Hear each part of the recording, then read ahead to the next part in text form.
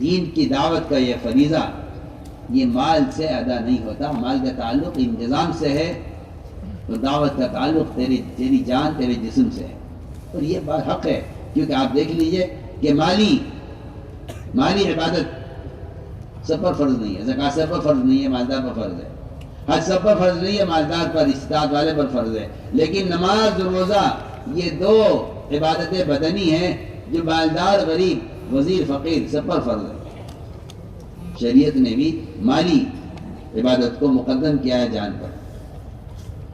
جو ہے جانی عبادت مقدم کیا ہے مالی عبادت پر. جانی عبادت عام ہے مالی عبادت سے.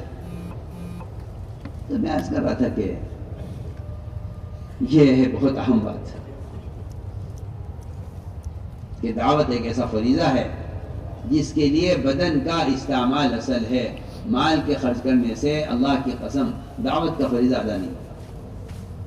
اگر کوئی شخص اپنی زندگی میں اپنی چھوٹی ہوئی نمازوں کا فدیہ دینا چاہے مال سے، نہیں دے سکتا. آپ کو نماز ہی پڑھنی پڑے گی. ہاں، آپ کا فدیہ آپ کی موت کے بعد دیا جا سکتا ہے. فدیہ موت کے بعد دیا جا سکتا ہے. مال آپ کے فرائض کا فدیہ موت کے بعد بن سکتا ہے. ہم اس لیے عرض کر رہے ہیں کہ پھر زندگی میں اس کی دعوت کے فریضے کا فدیہ مال کیسے ہو سکتا ہے؟ دعوت کے فریضے کے لیے تو بدن کا استعمال اصل ہے. تو میں نے عرض کیا کہ ایک بات یہ ہے کہ حضور اکرم صلی اللہ علیہ وسلم نے پوچھا صحابہ سے، بھائی کسی کے پاس مال ہے، آپ قرض لیا کرتے تھے؟ آپ قرض لیا کرتے تھے. آپ نے ہجرت میں قرض لیا ہے، اللہ نے آپ کو مال نہیں دیا کہ لو نبی آپ کو ہجرت کرنی ہے، یہ مال لے لو، ہجرت کر لو. نہ سواری آپ کے پاس تھی، نہ خرچہ آپ کے پاس تھا. آپ نے قرض لیا اور اپنے دوست سے قرض لیا جس نے سارا مال اٹھا دیا ہو آپ پر. آپ اس سے قرض لے رہے ہیں اور قرض لے نہیں رہے، قرض ادا کر رہے ہیں. کیسے ابو بکر سواری جی میں نے آج کے دن کے لیے تیار کر رکھی ہے، میرے آپ کے لیے سواری ہے، میں تو منتظر تھا اس کا.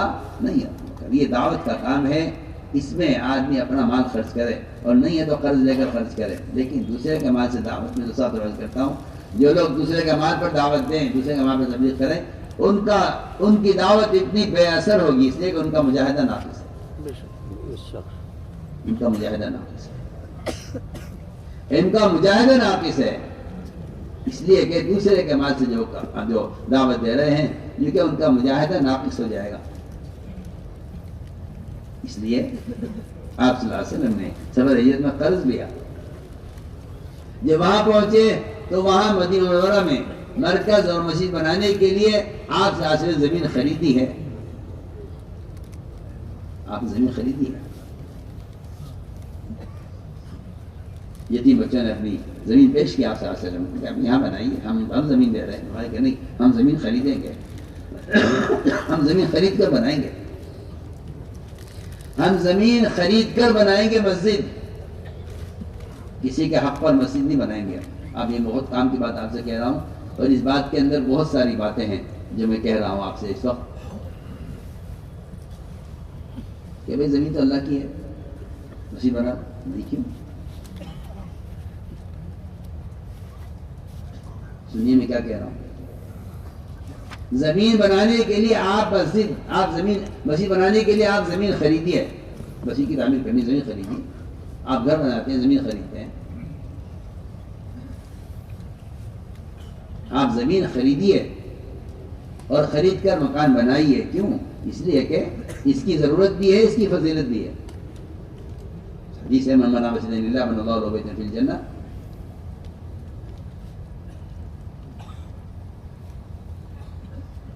درمیان میں عرض کر دیں، مسجد نبوی کی توسیع ہونی تھی.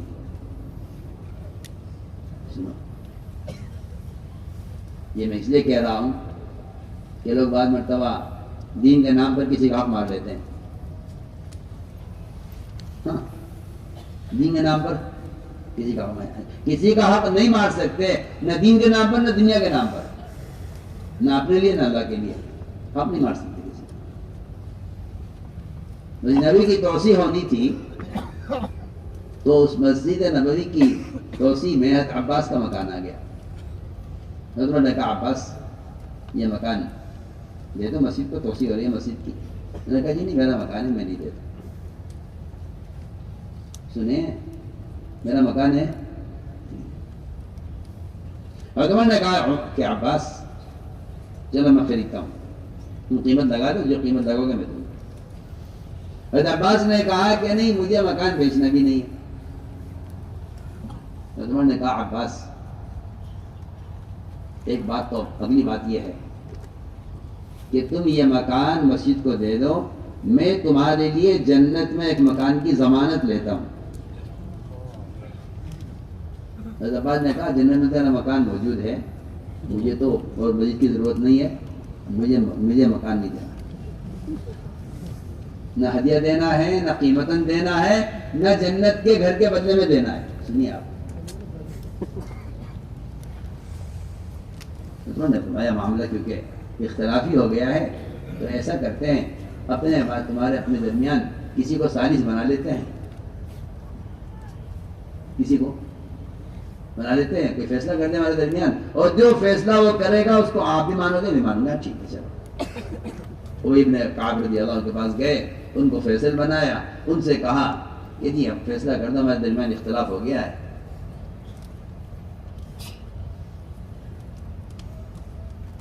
آپ فیصلہ کریں۔ لگا میرا فیصلہ مانیں گے آپ دونوں؟ کیا مانیں گے، جو فیصلہ کریں آپ۔ حضرت کو پوری امید تھی کہ وہی ابن کعب یہ ماشاءاللہ دیندار متقی آدمی ہے، یہ مسجد کے حق میں فیصلہ کرے گا اور کہہ دے گا بھائی مسجد کی ضرورت ہے آپ کو مکان دے دینا چاہیے۔ لیکن جب بات سامنے آئی، حضرت ابن کعب نے فیصلہ سنایا اور یہ کہا کہ عمر تم عباس کا مکان نہیں لے سکتے، عباس کا مکان نہیں لے سکتے۔ اور فیصلہ حضرت عمر کے خلاف ہوا، حضرت عباس کے حق میں فیصلہ ہوا۔ حضرت عباس نے کہا اب یہ فیصلہ ہو گیا نا، اب یہ مکان مسجد کے لیے ہے۔ ہاں طریقہ بتائے نا، طریقہ بتائے کہ کسی کا حق نہیں مارنا ہے، ورنہ بیت المقدس کی تعمیر سلیمان علیہ السلام کے ذمہ کی اللہ تعالیٰ نے کہ بناؤ یہاں گھر، قبلہ اول۔ سارا دن محنت کرتے تھے جنات اور انسان، اور تعمیر ہوتی تھی، اور صبح سے لے شام، صبح سے لے کے شام تک، اور شام کو ساری دیواریں مسجد اقصیٰ کی اور ساری دیواریں غائب ہوتی تھی اور ساری تعمیر غائب ہوتی تھی۔ صبح پھر آ کر دیکھتے تھے مستری مزدور کہ یہ کیا ہوا، پھر سارے دن تعمیر ہوتی تھی، پھر شام کو میدان صاف ہوتا تھا، وہاں کوئی آثار تعمیر کی نہیں ہوتی۔ اللہ سے کہتا ہے کیا ہو رہا ہے، تیرا حکم بھی ہے مسجد بنانے کا، اور میں ادھر بناتا ہوں، ادھر دن بھر کی بنائی ہوئی تعمیر غائب ہو جاتی ہے۔ اللہ نے فرمایا کہ اس زمین کے مالک سے، اس زمین کے مالک سے پہلے معاملہ کرو۔ تم دوسرے کے ذمہ گھر، میرا گھر دوسرے کے ذمہ کیسے بنا رہے ہو؟ میں تو حیران ہوں کہ مسلمان دوسرے کے ذمہ گھر بنا لیتا ہے، وہاں اللہ کا گھر مسلمان کے ذمہ بنانے کی اجازت نہیں ہے۔ میں تو اپنا گھر بنا لیتا ہوں، کسی کے مکان پر، کسی کی جگہ پر دعویٰ کر کے، مقدمہ کر کے۔ سوچئے، میں تو ایک مثال دے رہا ہوں، وہاں گھر بن رہا ہے اللہ کا، اور اللہ اس سے راضی نہیں ہے کہ نہیں آپ میرا گھر دوسرے کی جگہ پر کیوں بنا رہے۔ تو السلام کو اللہ نے فرمایا کہ مکان، جگہ جس کی اس سے معلوم کیجیے آپ۔ سلیمان علیہ السلام نے تحقیق کی، زمین کا مالک آیا، اس سے معاملہ ہوا، اس نے کہا جی اتنے کی دوں گا، کہ بس جتنے کی آپ کہوں گے ہم اتنے کی لیں گے۔ وہ معاملہ ہو گیا، لکھت پڑھت ہو گئی، طے ہو گئی قیمت۔ جب قیمت صلی اللہ علیہ وسلم دینے لگے اس کو، تو اس نے کہا یہ جگہ کوئی معمولی جگہ ہے جو آپ لے رہے ہیں، اس جگہ کی قیمت تو اس سے زیادہ ہے، جتنا آپ دے رہے ہیں میں اس کے ڈبل لوں گا، آپ کو زمین لینی ہو لو نہ چھوڑ دو۔ پریشان ہو گئے کیا کریں، لیکن اس کا مطالبہ تھا، صلی اللہ علیہ وسلم نے ڈبل قیمت دی کہ ٹھیک ہے آپ کل آؤ، ہم آپ کو اس کی ڈبل قیمت دیں گے۔ اگلے دن آیا، اس سے ڈبل قیمت پیش کی، اس نے کہا یہ زمین تو اتنے کی نہیں ہے، یہ زمین کی تو بڑی قیمتی زمین ہے، یہ تو آپ تو قیمت دے رہے ہیں، ہمیں تو اس کی ڈبل چاہیے۔ میں ایک مثال دے رہا ہوں کہ مساجد کے بنانے کے لیے کیا جذبہ اور کیا شوق ہوتا تھا، کیا نہیں میں اس کی ڈبل دوں گا۔ 3 مرتبہ اس نے ہر دفعہ یہ کیا ہے، آخر میں کہا کہ اب کہ ہمارا آپ کا معاہدہ اس پر ہوگا کہ آپ آئندہ اس میں زیادتی نہیں کریں گے، اللہ کا گھر بنانا ہے۔ اس پر آ کر وہ علیہ السلام نے کہا کہ نا میں کیا کروں، یہ تو مانتا نہیں۔ اللہ نے فرمایا سلیمان اپنے پاس سے دے رہے ہو تو تم جانو، تمہارا زمین کا مالک جانے، ہمارے پاس سے دے رہے ہو پھر فکر کی کیا مانو، ہمارے خزانوں پر تمہارا یقین ہے، اگر ہمارے خزانوں پر یقین ہے تو تمہیں اس کی قیمت لگانے کی کیا پرواہ ہے، اور اگر تم میرے پاس سے دے رہے ہو تو تم جانو وہ جانے۔ میں نے تو یہ ساری بات اس پر عرض کی ہے، جی ہاں، کہ مالداروں کو اس بات سے مطمئن کر دیتا ہے۔ صاف صاف میں آپ سے کہہ رہا ہوں کہ بھئی ہم مال خرچ کرتے ہیں، علم پر مال خرچ کرتے ہیں، خیر کے کاموں پر مال خرچ کرتے ہیں، مدارس مساجد پر، لیکن یہ بات آپ یاد رکھیے گا کہ مال خرچ کرنے سے اجر تو مل جائے گا، لیکن علم تو علماء کی صحبت اور علماء کی مجالس، اور علم تو سیکھنے سے آتا ہے، علم تو سیکھنے سے آتا ہے۔ مال کا خرچ کرنا علم کا متبادل نہیں ہو سکتا۔ جس طرح مال کا خرچ کرنا علم کا بدل نہیں ہے، اس طرح مال کا خرچ کرنا دعوت کے فریضے کا ہی بدل نہیں ہے۔ علم کا فریضہ بھی آپ کے ذمہ ہے اور دعوت کا فریضہ بھی آپ کے ذمہ ہے، جس کا تعلق آپ کے اپنے بدن سے ہے، مال اس کا بدل نہیں بن سکتا۔ تو میں نے عرض کیا ہے کہ صحابہ کے پاس کسی کے پاس ہی مال نہیں ہے۔ زید بن سعنہ نے آپ صلی اللہ علیہ وسلم کو بطور قرض مال پیش کیا کہ آپ یہ مال لیجئے اور اس کو آپ ان کی مدد کے لیے، آپ رسول نے وہ مال لے لیا، اور یہ طے ہو گیا کہ فلاں تاریخ میں آپ اس مال کے بدلے میں اتنی کھجوریں دیں گے۔ اس نے سونا پیش کیا، اس کے بدلے میں کھجوریں، اس نے مقدار طے ہو گئی کہ اتنی کھجوریں آپ ان کو دیں گے۔ تاریخ طے ہو گئی، اس تاریخ میں حضور اکرم صلی اللہ علیہ وسلم، یہ آپ کی عادت طیبہ تھی، یہ نبوت سے پہلے بھی نبوت کے بعد بھی، کہ آپ وعدہ خلاف نہیں تھے، آپ وعدہ خلاف نہیں تھے۔ آپ صلی اللہ علیہ وسلم کو کہ وعدے کے پورا کرنے کا اہتمام، اس لیے کہ نبی نعوذ باللہ چھوٹے نہیں ہوتے، اور آپ وعدے کے پورا کرنے میں مشہور تھے، آپ وعدے کے پکڑنے میں مشہور تھے۔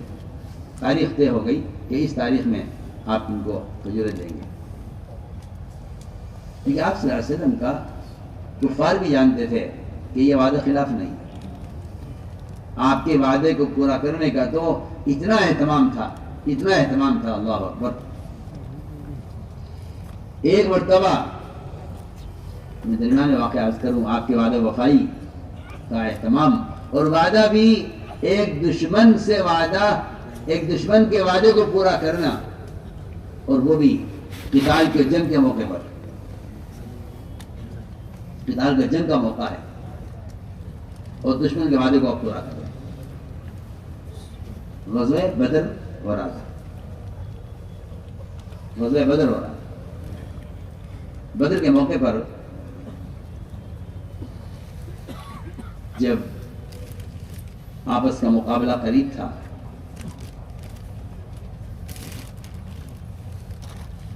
تو 2 صحابہ کو مشرکین نے قید کر لیا، ایک ان میں حذیفہ تھے اور ایک حذیل تھے، ان دونوں کو مشرکین نے قید کر لیا، قید کر کے لے گئے۔ ادھر یہ دونوں غائب نظر آئے، آپ صلی اللہ علیہ وسلم نے پوچھا یہ دونوں کہاں ہیں؟ چنانچہ غزوہ قریب تھا، بالکل قتال ہونے والا تھا،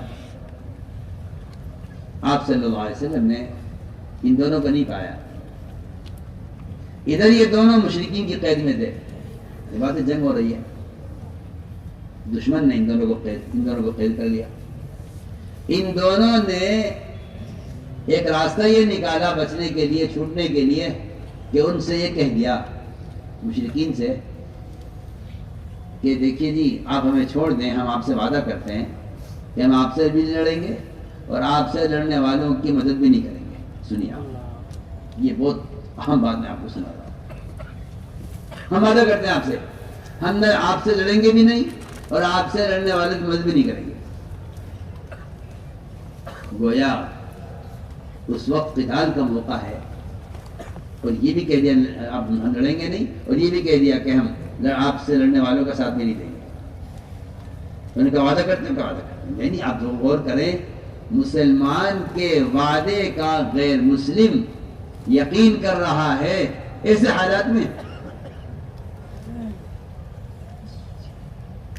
ادھر جنگ تیار ہے، سب معلوم ہی نہیں کہ کیا ہوگا۔ ایسے موقع پر غیر مسلم مسلمان کے وعدے کا، وہ مسلمان کی بات کو یقین کر رہا ہے۔ سوچیے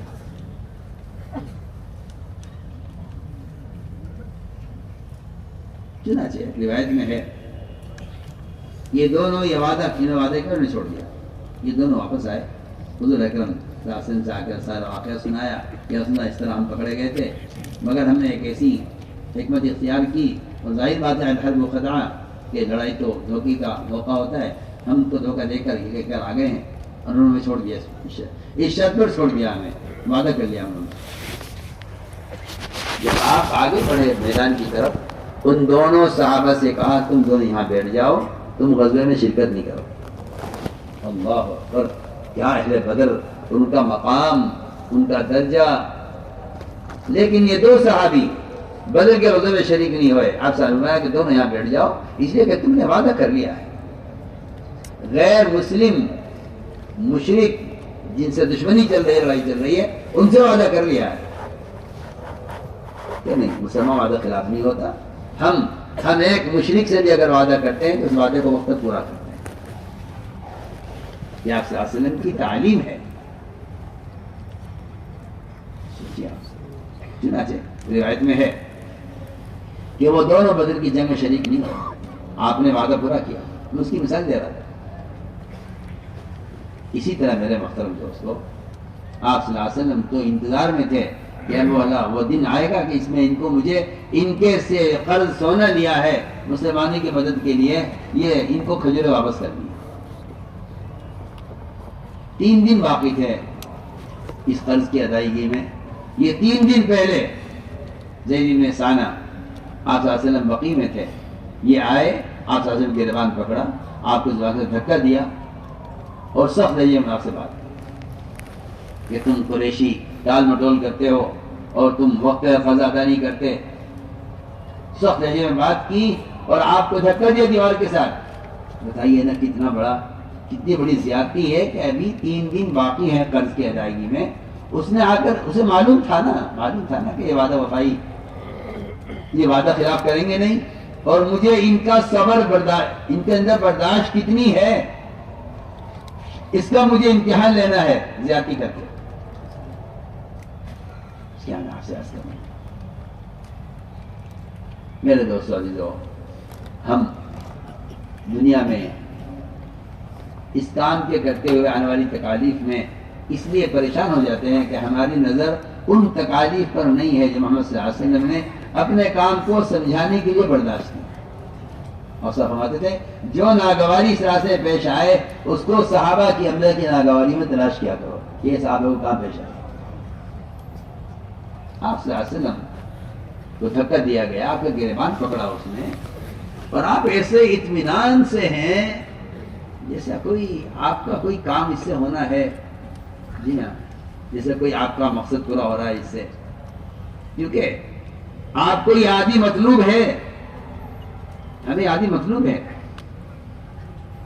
میں آپ سے ایک بات عرض کرتا ہوں کہ اگر تاجر کو گاہک کی گالیاں اور گاہک کی طرف سے آنے والی گالیاں اگر اس کو برداشت نہیں ہے تو میں سمجھتا ہوں شاید ایسا تاجر تجارت نہیں کر سکتا۔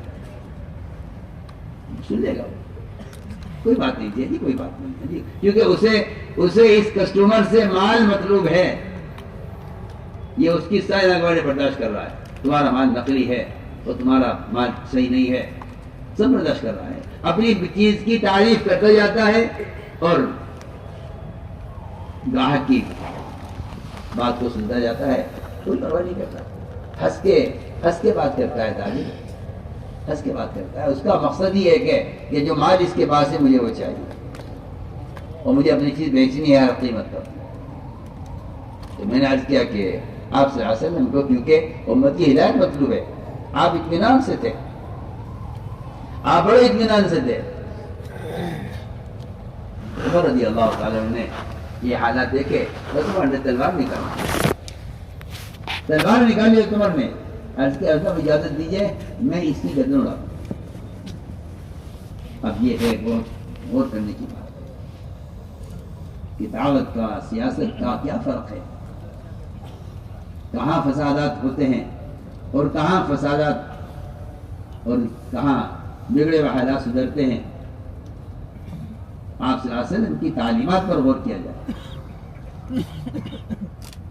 آپ کا ساتھ دیا حضرت عمر نے، آپ کی حمایت میں، آپ کی محبت میں تلوار اٹھائی اس پر، یہودی پر، وہ مسلمان بھی نہیں ہے، غیر مسلم ہے، اس پر تلوار اٹھائی۔ اس کی ادب اجازت دیجیے میں سب قدر کروں۔ آپ صاحب نے بتایا عمر تم نے کیا کیا؟ باقی میں سمجھتا ہوں کہ یہ کون کر سکتا ہے، اپنے حمایتی کو دبا رہے ہیں، اپنے حمایتی کو دبا رہے ہیں، بجائے اس کے نعوذ باللہ آپ اس وقت عمر کا ساتھ دیتے کہ تم میرا ساتھ دے رہے ہو۔ جہاں حالات بگاڑے جاتے ہیں وہاں حمایتیوں کو ابھارا جاتا ہے اور دشمن کو دبایا جاتا ہے، اور جہاں ہدایت مطلوب ہوتی ہے وہاں حمایتی کو دبایا جاتا ہے اور ستانے والے کو نوازا جاتا ہے۔ دیکھیے آپ یہ واقعہ ایسا عجیب و غریب واقعہ ہے، میں کہ عمر ان کو لے جاؤ، ابھی 3 دن بعد نہیں، ابھی لے جاؤ ان کو، ان کا جو ہمارے ذمہ قرض ہے وہ ان کو 2 کھجوریں وہ پورا ان کا ادا کرو، اور اس کے بعد فرمایا کہ جب قرضہ ادا ہو چکے تو ان کو 70 کلو کھجوریں اور مزید دینا، اور اس لیے دینا کہ تم نے اس کو تلوار سے دھمکی دی۔ سوچیے، میں کہتا ہوں کہ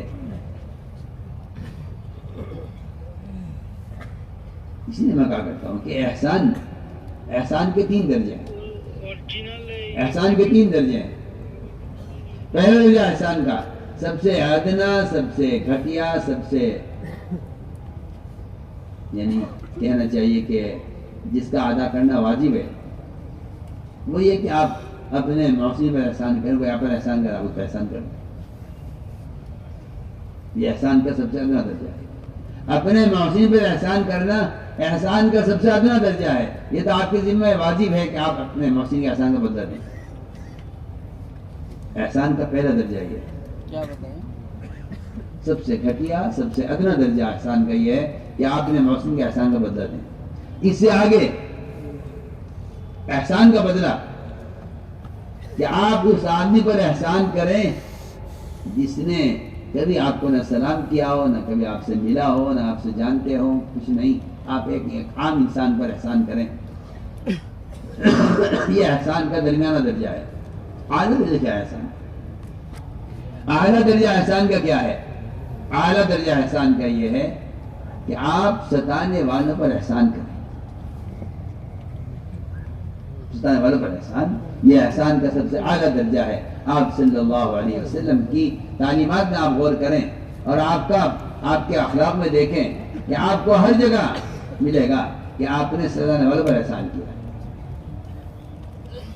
ستانے والوں پر احسان۔ آپ صلی اللہ علیہ وسلم کی ہدایات تھے عمر کو، فرمایا عمر ان کا حق دینا اور ان کو 70 کلو کھجوریں زیادہ دینا۔ اس نے کہا سے انسان نے عمر میرا حق تو پورا ہو گیا ہے، زیادہ کیوں دے رہے؟ کہا کہ زید، کہا کہ دیکھو میں نے آپ کو تلوار دکھلائی تھی نا، اور آپ کو میں نے خدا کی دھمکی دی تھی، اللہ کے نبی نے مجھے حکم دیا ہے کہ اس کو اس لیے تم عمر ان پر احسان کرنا کیونکہ تم نے اس کو دھمکایا۔ زید بن ثانیہ نے یہ دیکھتے کلمہ پڑھا اشہد ان لا الہ الا اللہ واشہد ان محمد عبدہ ورسولہ، میں گواہی دیتا ہوں اللہ کے سوا کوئی بیعت کے لائق نہیں ہے، اور عمر تم گواہ رہنا میں اللہ کے رسول ایمان لے آیا۔ حضور نے فرمایا کہ تم کون ہو؟ نے کہا میں یہودی عالم ہوں زید بن سعنہ۔ عمر جانتے تھے ان کو اچھی طرح، شکل سے نہیں پہچانتے تھے۔ حضور نے فرمایا کہ تم نے اتنے بڑے عالم ہو کر اور یہ جانتے ہو کہ اللہ کے رسول ہیں، پھر تم نے زیادتی ان کے ساتھ کی۔ یعنی عمر ان کو دیکھتی میں سمجھ گیا تھا کہ یہ اللہ کے رسول ہو سکتے ہیں، لیکن عمر یہ ان کے اندر حلم کتنا ہے، برداشت کتنی ہے، بردباری کتنی ہے، اس کو جانچنے کے لیے، اس کو جاننے کے لیے یہ میں نے زیادتی کی سی بھی آپ کے ساتھ، تاکہ میں دیکھوں گا آپ کے اندر صبر کتنا ہے، تحمل کتنا ہے۔ میرے دوستوں عزیزوں، یہ ایک اصولی بات ہے کہ داعی کا صبر کرنا یہی اصل مدعو کی ہدایت کا سبب ہے۔ تو ہم نے ایک پوری بنیادی بات عرض کی ہے کہ اس امت کے امت بنانے کے لیے آپ صلی اللہ علیہ وسلم نے کیا اذیت ہے، کیا تکلیفیں برداشت کی، یہ ہے سب سے بنیادی چیز۔ اس لیے کہ اس میں کوئی شک نہیں ہے کہ اللہ تعالیٰ کی جتنی غیبی نصرتیں ہیں اور جتنی اللہ تعالیٰ کی طرف سے برکتیں اور رحمتیں ہیں، وہ ساری رحمتیں برکتیں وہ امت کی آپس کی اجتماعیت پر ہیں، وہ امت کی اجتماعیت پر ہیں۔ جتنی برکتوں کے وعدے ہیں وہ امت کی اجتماعیت پر ہیں، اور جتنی بھی اللہ حفاظت فرمائے بے برکتی ہے وہ اختلاف میں ہے۔ بلکہ صحابہ کرام نے ایک مرتبہ آپ صلی اللہ علیہ وسلم سے یہ شکایت کی اور عرض کیا کہ رسول اللہ ہم کھانا کھاتے ہیں لیکن پیٹ نہیں بھرتا، کھانا کھاتے ہیں کھانا کافی نہیں ہوتا۔ آپ نے فرمایا لعلکم تفترقون، شاید تم کھانا الگ الگ کھاتے ہوگے۔ جی ہاں، یہ بھی ایک سمجھنے کی بات ہے۔ فرمایا لعلکم تفترقون، تم کھانا الگ الگ کھاتے ہوگے، اور الگ الگ کھانے کا تو ایسا دستور بن گیا ہے ہمارے سماج میں کہ ہر آدمی الگ پلیٹ میں کھاتا ہے۔ یہی وہ افتراق ہے جس کا حدیث میں ذکر ہے۔ ایک ساتھ کھانے کا مطلب یہ نہیں ہے کہ آدمی ہر ایک اپنی پلیٹ میں کھائے۔ ایک ساتھ کھانے کا مطلب یہ ہے کہ ایک برتن میں 2 3 4 جتنے ممکن ہو سکے ایک برتن میں سے کھائے۔ میں بہت ضروری بات کر رہا ہوں۔ یہ مسلمانوں میں اب یہ جو ہے بیماری عام ہو رہی ہے بہت کہ اپنی اپنی پلیٹوں میں کھاؤ، جبکہ صحابہ کرام کا آپ صلی اللہ علیہ وسلم کا معمول یہ تھا، بڑا پیالہ رکھا جاتا تھا کھانے کا اور سب اس میں سے کھایا کرتے تھے، کھانا بھی ایک ہوتا تھا، اسراف تھا نہیں کہ 10 چیزیں آدمی بنائے تو پھر الگ 10 پلیٹیں کھا لی گئی، ایک کھانا بنتا تھا سب اس میں سے کھاتے تھے۔ امت کی اجتماعیت میں بتانا چاہتا ہوں، اجتماعیت سے متعلق ہے یہ چیز کہ ایک برتن میں ایک پیالے میں سب کھایا کرتے تھے۔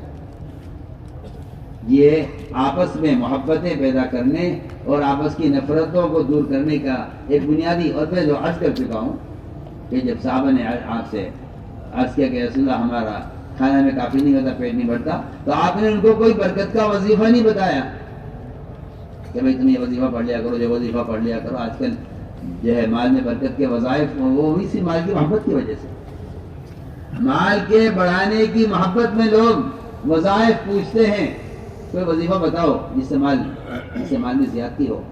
عجیب بات ہے، عجیب بات ہے کہ لوگ مال کی محبت میں ایسے وظائف معلوم کرتے ہیں جس سے مال میں زیادتی ہو، جبکہ آپ غور کریں صحابہ کرام کی زندگی، اللہ اکبر، وہ مال کی زیادتی سے پریشان تھے، یہ مال کو زیادہ کرنے میں پریشان ہے۔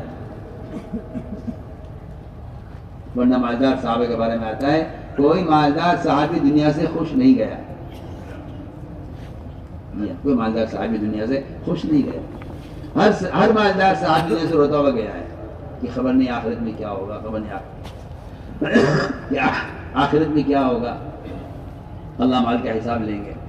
مالدار صاحب دنیا سے خوش نہیں گئے، اس لیے کہ وہ سمجھتے تھے کہ اللہ تعالیٰ مال اس کو دیتے ہیں جس کے ساتھ اللہ شر کا ارادہ کر لیتے ہیں. سنیے تو صحیح آپ. اللہ تعالیٰ نے آپ صلی اللہ علیہ وسلم کو ابوبکر صدیق کو مال نہیں دیا, حضرت عمر کو مال دیا.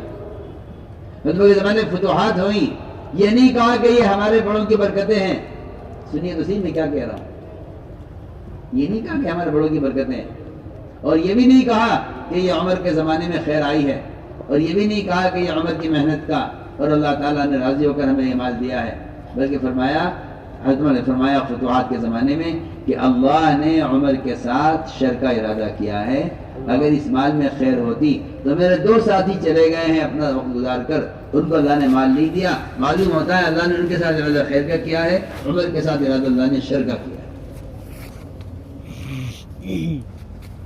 تو مال آیا, صحابہ خوش تھے, چہرے پر بشاشت تھی. ظاہر بات ہے کسی کا قرضے ہیں, کسی کی ضروریات ہیں, لیکن عمر رضی اللہ عنہ رو رہے تھے. ایسی چیخ مار کر روئے عمر کہ باہر والے یہ سمجھے کہ شاید عمر اب زندہ نہیں رہیں ہوں گے, کیا تکلیف پیش آئی ہے. باہر آواز پہنچے عمر رونے کی. پوچھا عمر کیا بات پیش آئی؟ فرمایا مال آ گیا. لوگوں نے کہا عمر یہ تو خوشی کا دن ہے, شکر کا دن ہے, اللہ نے مال دیا. کسی نے کہا عمر اس مال کو اٹھا کے رکھ لو, کوئی حادثہ پیش آ جائے, کوئی ضرورت پیش آ جائے, کسی علاقے میں کوئی تقاضا آ جائے, مطلب میں کہ تیری زبان پہ شیطان بول رہا ہے, تیری زبان پہ شیطان بول رہا ہے, مجھے اللہ تعالیٰ نے صحیح بات مجھے الہام کی ہے, میں تو عرض کر رہا ہوں کہ صحابہ وہ تھے اللہ اکبر کہ مال کے آنے پر وہ صحابہ رویا کرتے تھے جس طرح مال کے جانے پر روتے. یہ چلا گیا, یہ چلا گیا, یہ چلا گیا, یہ چلا گیا. صحابہ مال کے آنے پر رویا کرتے. عمر رضی اللہ عنہ نے مال تقسیم کیا. حضرت عائشہ رضی اللہ تعالیٰ عنہ کے لیے 1 بوری درہم کی حضرت عائشہ کو بھیجی. حضرت عائشہ نے فرمایا کہ جا کے کہو عمر سے کہ کیا تو نے یہ اور کوئی نہیں میرا مال تقسیم کرنے کے لیے, ایک گھر میں بیٹھنے والی عورت کو کیا معلوم باہر کے گھروں کا لوگوں کا حال کیا ہے غربت کا, اور میں پردے والی عورت میں کیسے تقسیم کروں گی, کیسے تقسیم کراؤں گی اس کو, یہ آپ نے تقسیم کرنا میرے ذمہ کیوں کیا ہے؟ حضرت عمر نے کہلوایا یہ تقسیم کرنے کے لیے نہیں, یہ تو آپ کے استعمال کے لیے میں نے بھیجا ہے. حضرت عمر نے فرمایا, حضرت عائشہ نے فرمایا اے اللہ اب عمر کے پاس مال آنے لگا ہے, تو مجھے اگلے سال کے مال کے آنے سے پہلے دنیا سے اٹھا دے. حضرت عائشہ کی دعا دونوں نے مانگی تھی, زینب نے عائشہ نے بھی, زینب بھی قبول ہو گئی تھا. دونوں کو مال بھیجا تھا, زینب کو عائشہ کو. حضرت زینب نے بھی یہ دعا مانگی تھی, ان کی قبول ہو گئی کہ عمر کے پاس مال آ رہا ہے, اے اللہ ہمیں دنیا سے اٹھا لے, مال آنا شروع ہو گیا ہے. جیسا کوئی نعوذ باللہ کہیں آگ لگ جائے یا کہیں سیلاب آ جائے دوسری جگہ, بس اب تو بچ نہیں سکتے. جیسا کوئی کسی مرض کی وجہ سے موت کی تمنا کرتا ہو, اس طرح صحابہ مال کے آنے پر موت کی تمنا کرتے تھے. تو میں نے عرض کیا کہ برکت کیا میں کہ برکت تو اجتماعیت میں ہے.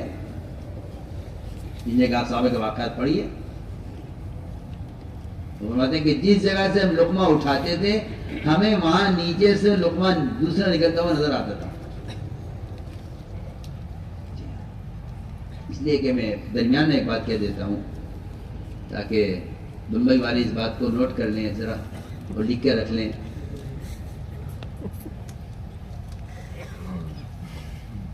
بہت اہم بات.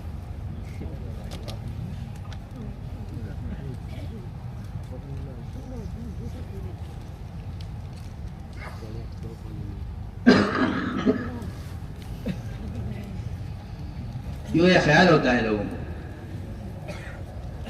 کہ بھئی مال ہوگا تو کام ہوگا,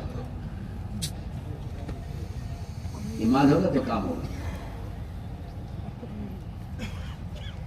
حالانکہ حقیقت میں عرض کر چکا ہوں کہ اللہ رب العزت نے آپ صلی اللہ علیہ وسلم کا پورا زمانہ اور صدیق کا پورا زمانہ وہ اس طرح گزر گیا غربت میں اور تنگی میں، لیکن اللہ تعالی نے جب تک دین کامل اور مضبوط نہیں ہو گیا اس وقت تک اللہ نے مال نہیں دیا۔ اللہ نے مال جب دیا ہے جب دین مضبوط ہو گیا اور قائم ہو گیا، اس وقت اللہ نے مال دیا۔ لیکن جب تک دین کمزور تھا، مسلمان کمزور تھے اور مسلمان کی تعداد کم تھی، اس وقت تک اللہ نے مال نہیں دیا۔ اللہ نے مال جب دیا ہے جب دین مضبوط ہو گیا اور مسلمان کی تعداد بڑھ گئی، اللہ نے اس وقت مال دیا۔ میں عرض کر رہا تھا کہ لوگ برکت کے لیے وظائف معلوم کرتے ہیں، حالانکہ برکت کا جو سب سے بنیادی سبب ہے، برکت کا جو بنیادی سبب ہے وہ ایک برتن میں جتنے ہاتھ پڑتے ہیں اس سے اللہ رب العزت اس اجتماعیت سے کھانے میں برکت پیدا فرماتے ہیں۔ اس لیے آپ نے فرمایا تھا کہ تم الگ الگ کھاتے ہوگے، اس پر مجھے یاد آ رہا تھا ایک صاحب جن کا ایک غزوے میں ہاتھ کٹ گیا تھا، یہاں سے ہاتھ الگ ہو گیا، ظاہر بات ہے کہ وہ ہاتھ کٹ گیا تو ایک عجیب سے بھی لگتا تھا کٹا ہوا ہاتھ۔ وہ آئے حضرت عمر کے پاس آ کر بیٹھے ہوئے تھے، عمر رضی اللہ تعالیٰ نے پوچھا کہ کیا ہوا یہ ہاتھ میرا؟ کہ جی میں غزوے میں میرا ہاتھ کٹ گیا تھا، وہیں سے آ رہا ہوں ابھی۔ یہ بیٹھے ہوئے تھے آپ حضرت عمر کے سامنے، اتنی دیر میں دسترخوان لایا گیا کھانے کے لیے، کھانا لگایا گیا اور ایک پیالہ، جو میں اصل بات کہنا چاہتا ہوں، وہ ایک پیالہ کھانے کا وہاں کے رکھا گیا۔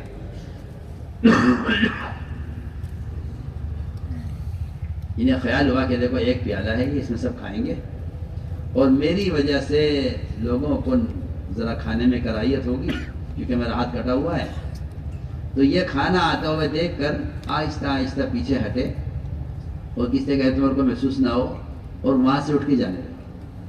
میں کہا کہاں جا رہے ہو، کہاں جا رہے ہو، یہاں آؤ۔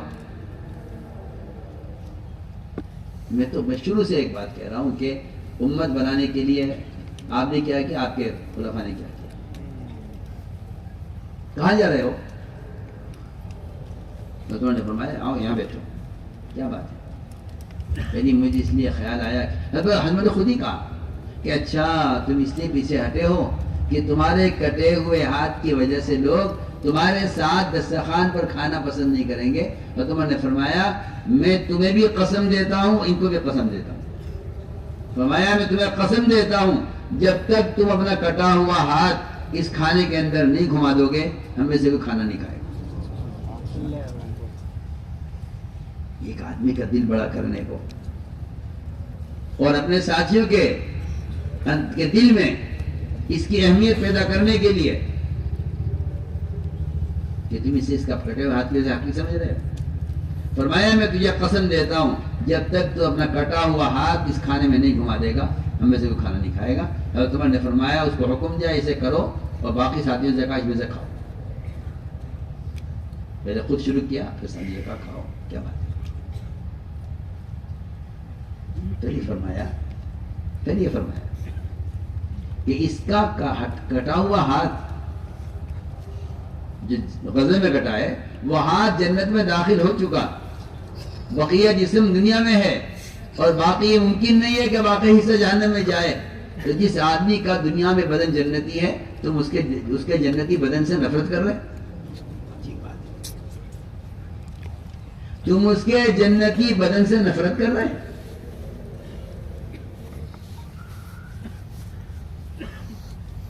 یہ فرمایا کہ تم اس کے جنتی بدن سے نفرت کر رہے ہیں، اس کا اتنا ہاتھ جنت میں جا چکا ہے کیا باقی سے جنت میں جائے گا؟ کہ نہیں، جہاں اس کا ہاتھ پہنچ گیا جنت میں اس کا باقی جسم بھی جنت میں جائے گا۔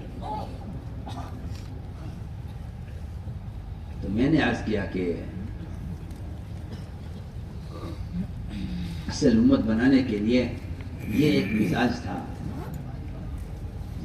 محبت کا، اجتماعیت کا. تو ہم نے عرض کیا کہ اجتماعیت اصل یہ ہے کہ رنگ کی، قوم کی، زبان کی، برادری کی، علاقائی، یہ ہے سب سے بڑی مصیبت.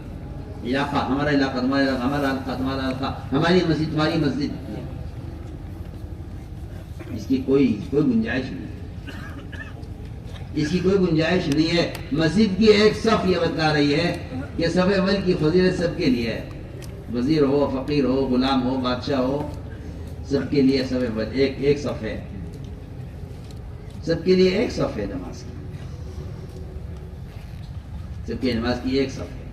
تو ہم نے عرض کیا کہ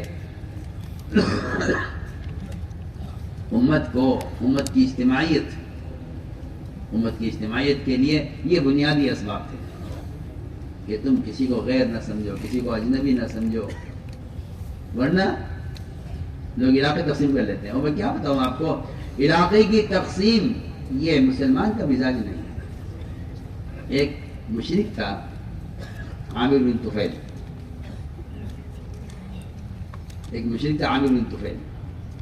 اس نے حضور اکرم صلی اللہ علیہ وسلم سے یہ کہا کہ دیکھیے، یا تو آپ مجھے اپنی جگہ نبی بنا دیجیے، اپنے بعد آپ لکھ دیجیے کہ آپ کے بعد نبی میں ہوگا.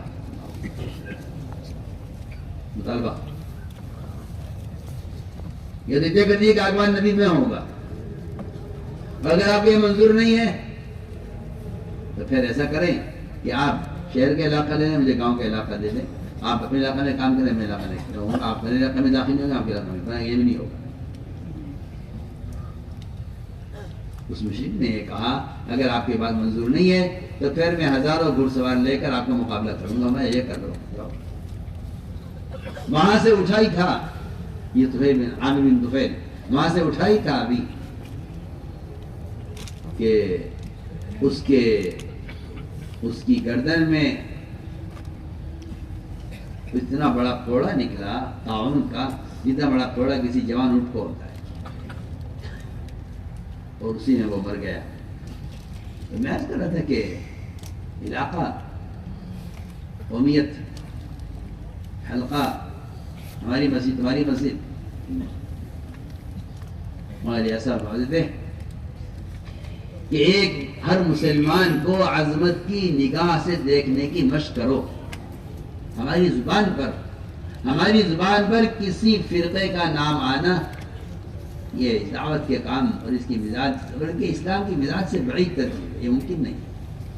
ہمارے یہاں فرماتے تھے کہ ایک مسلمان کو عظمت کی نگاہ سے دیکھنے کی مشق کرو.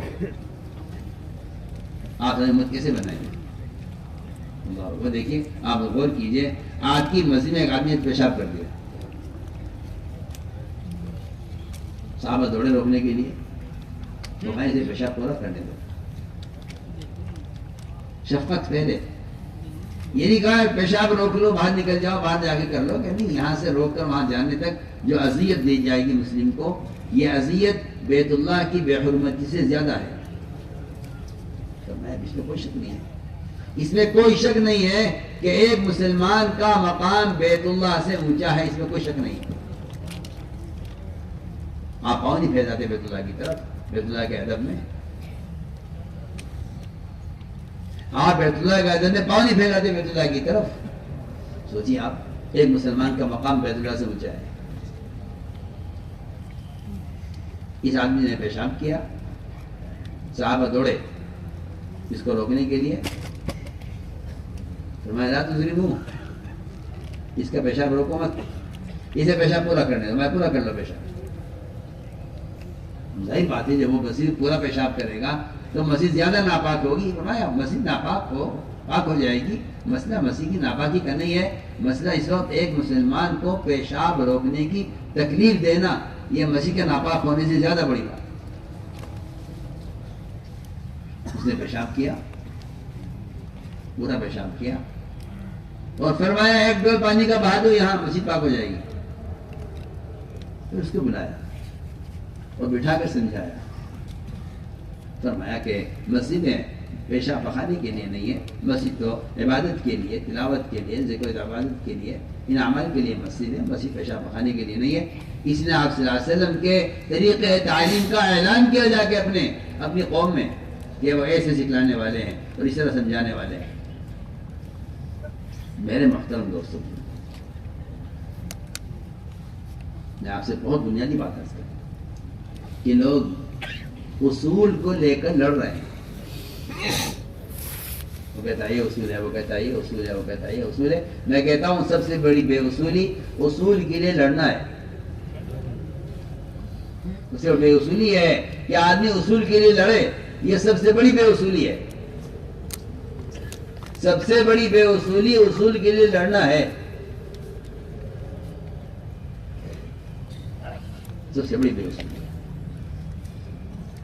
حضور اکرم صلی اللہ علیہ وسلم کا ہمیشہ معمول یہ رہا ہے کہ اگر کسی سے غلطی ہو گئی ہے، شریعت میں ہو گئی، دعوت میں بے اصولی ہو گئی، شریعت میں حکم ٹوٹ گیا، تو آپ صلی اللہ علیہ وسلم کا معمول یہ تھا کہ آپ ان کو اصول بتا دیا کرتے تھے کہ بھئی یہ ایسے نہیں کرنا، ایسے کرنا ہے۔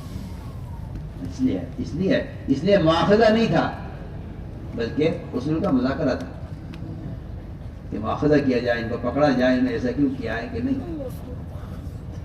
بلکہ ایک مسلمان کی غلطی کی اور اس کے گناہ کی کیسی تعویل کی جاتی تھی۔ اللہ اکبر۔ ہم بتانا چاہتے ہیں یہی کہ امت کیسے بنی۔ ایک شخص نے آ کر آپ صلی اللہ علیہ وسلم سے 3 مرتبہ آپ کے سامنے کھڑے ہوئے اقرار کیا، ماعز بن مالک اسلمی نے کہ جی میں نے زنا کر لیا، مجھ سے زنا ہو گیا۔ آپ نے رخ پھیر لیا ان سے۔ انہوں نے پھر کہا میں نے زنا کیا، پھر رخ پھیر لیا۔ انہوں نے پھر کہا میں نے زنا کیا، میں نے پھر رخ پھیر لیا۔ انہوں نے کہا جی میں نے زنا کیا، انہوں نے پھر رخ پھیر لیا۔ 4 مرتبہ۔ کیوں؟ آپ چاہتے ہیں کسی طرح چلا جائے، اس کا گناہ ثابت نہ ہو۔ ایک مسلمان کے بارے میں یہ مشہور ہو کہ اس نے زنا کیا ہے، یہ بات ثابت نہ ہو۔ ایک صاحب کہہ رہے ہیں کہ میں نے زنا کر لیا ہے، آپ نے فرمایا لعلک قبلتا ومستا لمستا، پڑھی روایت۔ آپ اس کے زنا کو، اس کے کبیرہ گناہ کو چھوٹا بنانا چاہ رہے ہیں۔ آج مزاج یہ ہے کسی کے چھوٹے گناہ کو بڑا کیسے بنایا جائے، آج مزاج یہ ہے سب کا۔ آج مزاج ہے مسلمان کو گناہگار ثابت کرنے کا، اس وقت مزاج تھا مسلمان کے گناہ کو ثابت نہ ہونے دینے کا، اس کا گناہ ثابت نہیں ہونا چاہیے۔ سوچیے آپ امت بنانے کے کیا اصول تھے اور کیا ہو گئے۔ آپ فرما رہے تم نے لڑکی کو آپ سے دیکھ لیا ہوگا، تم زنا سمجھ رہے ہوگے، تم نے ہاتھ لگا لیا ہوگا، زنا سمجھ رہے ہوگے، تم نے زنا نہیں کیا، تم نے زنا نہیں کیا۔ اور وہ کہہ رہا بار بار نہیں جی میں جانتا ہوں زنا کیا، میں نے زنا کیا۔ سوچیں امت بنانے کے لیے ایک مسلمان کا کیا مقام تھا۔ اللہ اکبر۔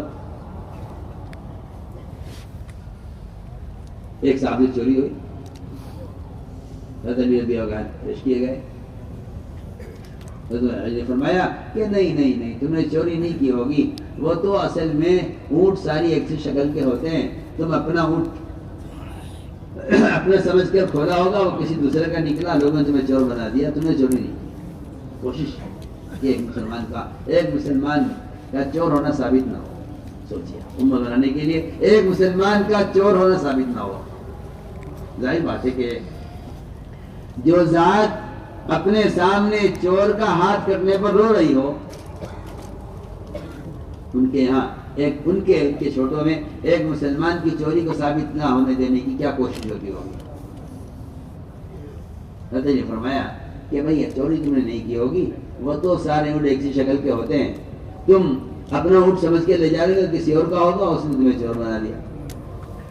اس نے کہا نہیں جی میں نے تو دوسرے کا سمجھ کے کھولا تھا اور میں نے تو چوری کی ہے۔ سنیے آپ، اللہ تعالیٰ نے فرمایا کہ بلاؤ جلاد کو۔ تیل گرم ہو گیا، جلاد آ گیا، حضرت علی کھڑے ہوئے وہاں سے، مجلس سے کھڑے ہو کے چلے گئے اور فرمایا میرا تو کچھ مت کرنا۔ واپس آئے، آ کر پوچھا چور سے کہ آپ نے چوری کی ہے؟ یہ بھائی ایک آدمی اعتراف کر چکا ہے اپنی غلطی کا، آپ دوبارہ کیوں پوچھ رہے ہیں؟ سوچیے، ایک آدمی کو اس کا موقع دیا جا رہا ہے کہ وہ شاید اس نے ڈر کے کہہ دیا ہو، شاید وہ گھبرا گیا ہو، شاید یہاں کا ماحول دیکھ کر اس نے اعتراف کر لیا ہو. دوبارہ پوچھا اس سے تم نے چوری کی ہے؟ انہوں نے کہا نہیں میں نے کوئی چوری نہیں کی. فرمایا جاؤ چھٹی کرنا. لوگوں نے کہا علی سے آپ نے کیسے چھوڑ دیا اس کو؟ اس نے اعتراف کر لیا تھا. فرمایا کیوں؟ جب ہم نے اس کے اقرار کا یقین کیا تو انکار کا یقین کیوں نہ کریں؟ کیسی عجیب بات. ہم نے اس کے اقرار کا یقین کر لیا، ہاں ہاں ہاں چور ہے چور ہے، پکڑو اس کو پکڑو اس کو، چور ہے. اس پہ تو ہم نے یقین کر لیا کہ ہاں جی یہ چور ہے. وہ جب اقرار کر رہا تھا تو آپ نے کیوں یقین کر لیا؟ اب آپ انکار پہ یقین نہیں کر رہے. کیا بات ہے؟ فرمایا کہ نہیں، مومن کی بات پر یقین کر لو اور مومن سے درگزر کر دو، کیونکہ امت کو جمع کرنا ہے. امت کو جمع کرنا ہے. میں آپ سے بہت ضروری بات عرض کر رہا ہوں، امت کو جمع کرنا ہے. آپ صلی اللہ علیہ وسلم نے اس مزاج سے امت بنائی تھی کہ امت کو جمع کرنا ہے.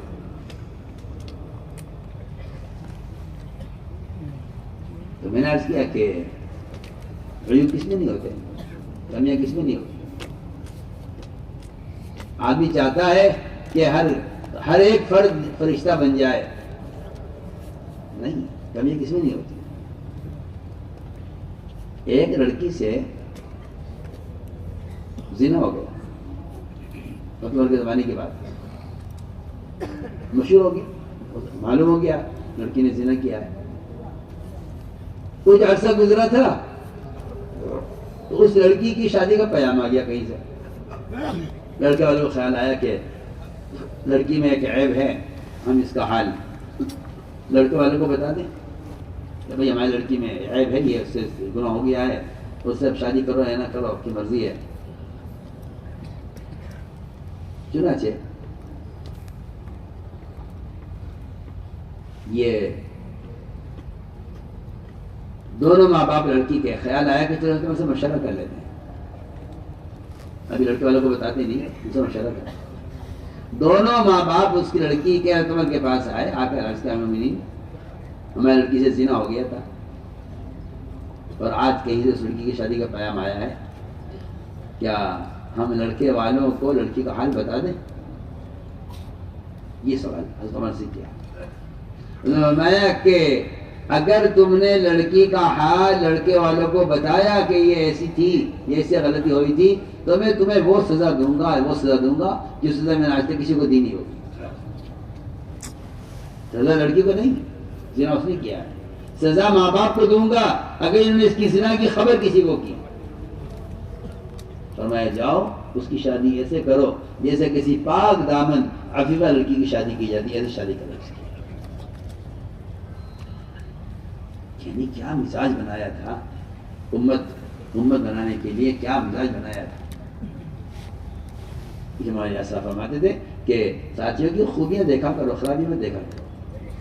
خوبیاں دیکھا کرو، خرابی میں دیکھا کرو، اور قربانیاں دیکھا کرو، کوتاہیاں مت دیکھا کرو. اس نے کیا کیا، اس نے کیا کیا، اس نے کیا کیا، اس نے کیا کیا. کوتاہیاں مت دیکھو، قربانیاں دیکھو، خرابی مت دیکھو، بلکہ خوبیاں دیکھو. جنازہ لایا گیا ہے، آپ صلی اللہ علیہ وسلم سے کہا گیا جی جنازہ آیا ہے، نماز پڑھا دیجیے. آپ آئے نماز کے لیے، مگر وہ جنازہ اتنے برے آدمی کا تھا، اتنے برے آدمی کا جنازہ تھا کہ حضرت عمر رضی اللہ عنہ کو یہ بات مناسب نہیں معلوم ہوئی کہ آپ اس کی نماز پڑھائیں.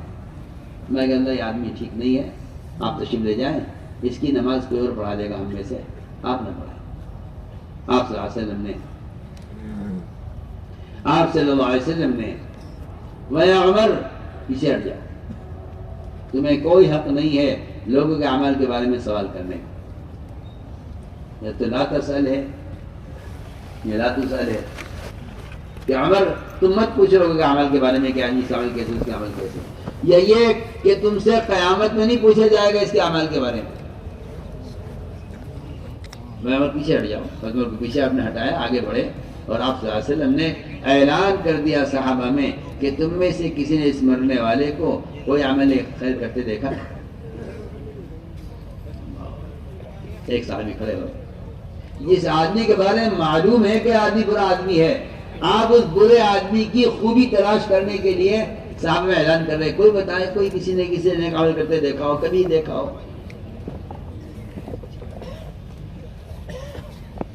ایک صاحب کھڑے ہوئے، عرض کیا گیا رسول اللہ، اس شخص نے فلاں فلاں موقع پر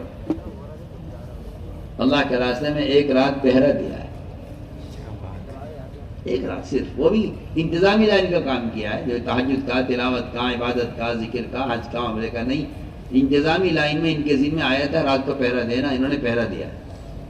آپ نے فرمایا جو آنکھ اللہ کے راستے میں پہرا دینے میں جاگی ہے وہ آنکھ جہنم کی آگ نہیں دیکھے گی۔ حضرت عمر کو آپ نے پلک ہٹا کر نماز پڑھائی، اس نے عرض کیا کہ مسلمان کے گناہ کی اور مسلمان کی غلطی کی اچھی تعویل کرنا، تعویل صحابہ میں اس پہ باب قائم کیا ہے، تعویل فعل مسلم، مسلمان کی غلطی کی اچھی تعویل کرنا۔ اس سے آپ صلی اللہ علیہ وسلم نے امت بنائی تھی۔ یہ سب امت بنانے کے اصول اور اجتماعیت کے اصول ہیں یہ، کہ اگر اس کی پابندی ہو تو پھر اس امت میں وہ اجتماعیت آئے گی، اس اجتماعیت کے ساتھ پھر اس امت کی قوت بھی ہے، اس امت کی قوت بھی اجتماعیت کے ساتھ ہے، اس امت کی قوت بھی اجتماعیت کے ساتھ ہے۔ تو میرے بزرگوں دوستوں، ہماری ساری بات کا خلاصہ یہ ہے کہ افتراق کی ہر شکل کو ختم کرو، افتراق کی ہر شکل کو ختم کرو، اس لیے کہ افتراق میں نحوستیں ہیں اور اجتماعیت کے ساتھ برکتیں ہیں۔ ید اللہ علی الجماعت، کہ اللہ کی مدد جماعت کے ساتھ ہے۔ جماعت کا مطلب یہ نہیں ہے کہ یہاں اجتماع ہو گیا، وہاں اجتماع ہو گیا، وہاں اجتماع ہو گیا۔ جماعت کہتے ہیں قلوب کے مجتمع ہونے کو اجتماعیت کہتے ہیں، قلوب کے جمع ہونا اجتماعیت ہے۔ ید اللہ علی الجماعت، کہ اللہ کی مدد جماعت کے ساتھ ہے۔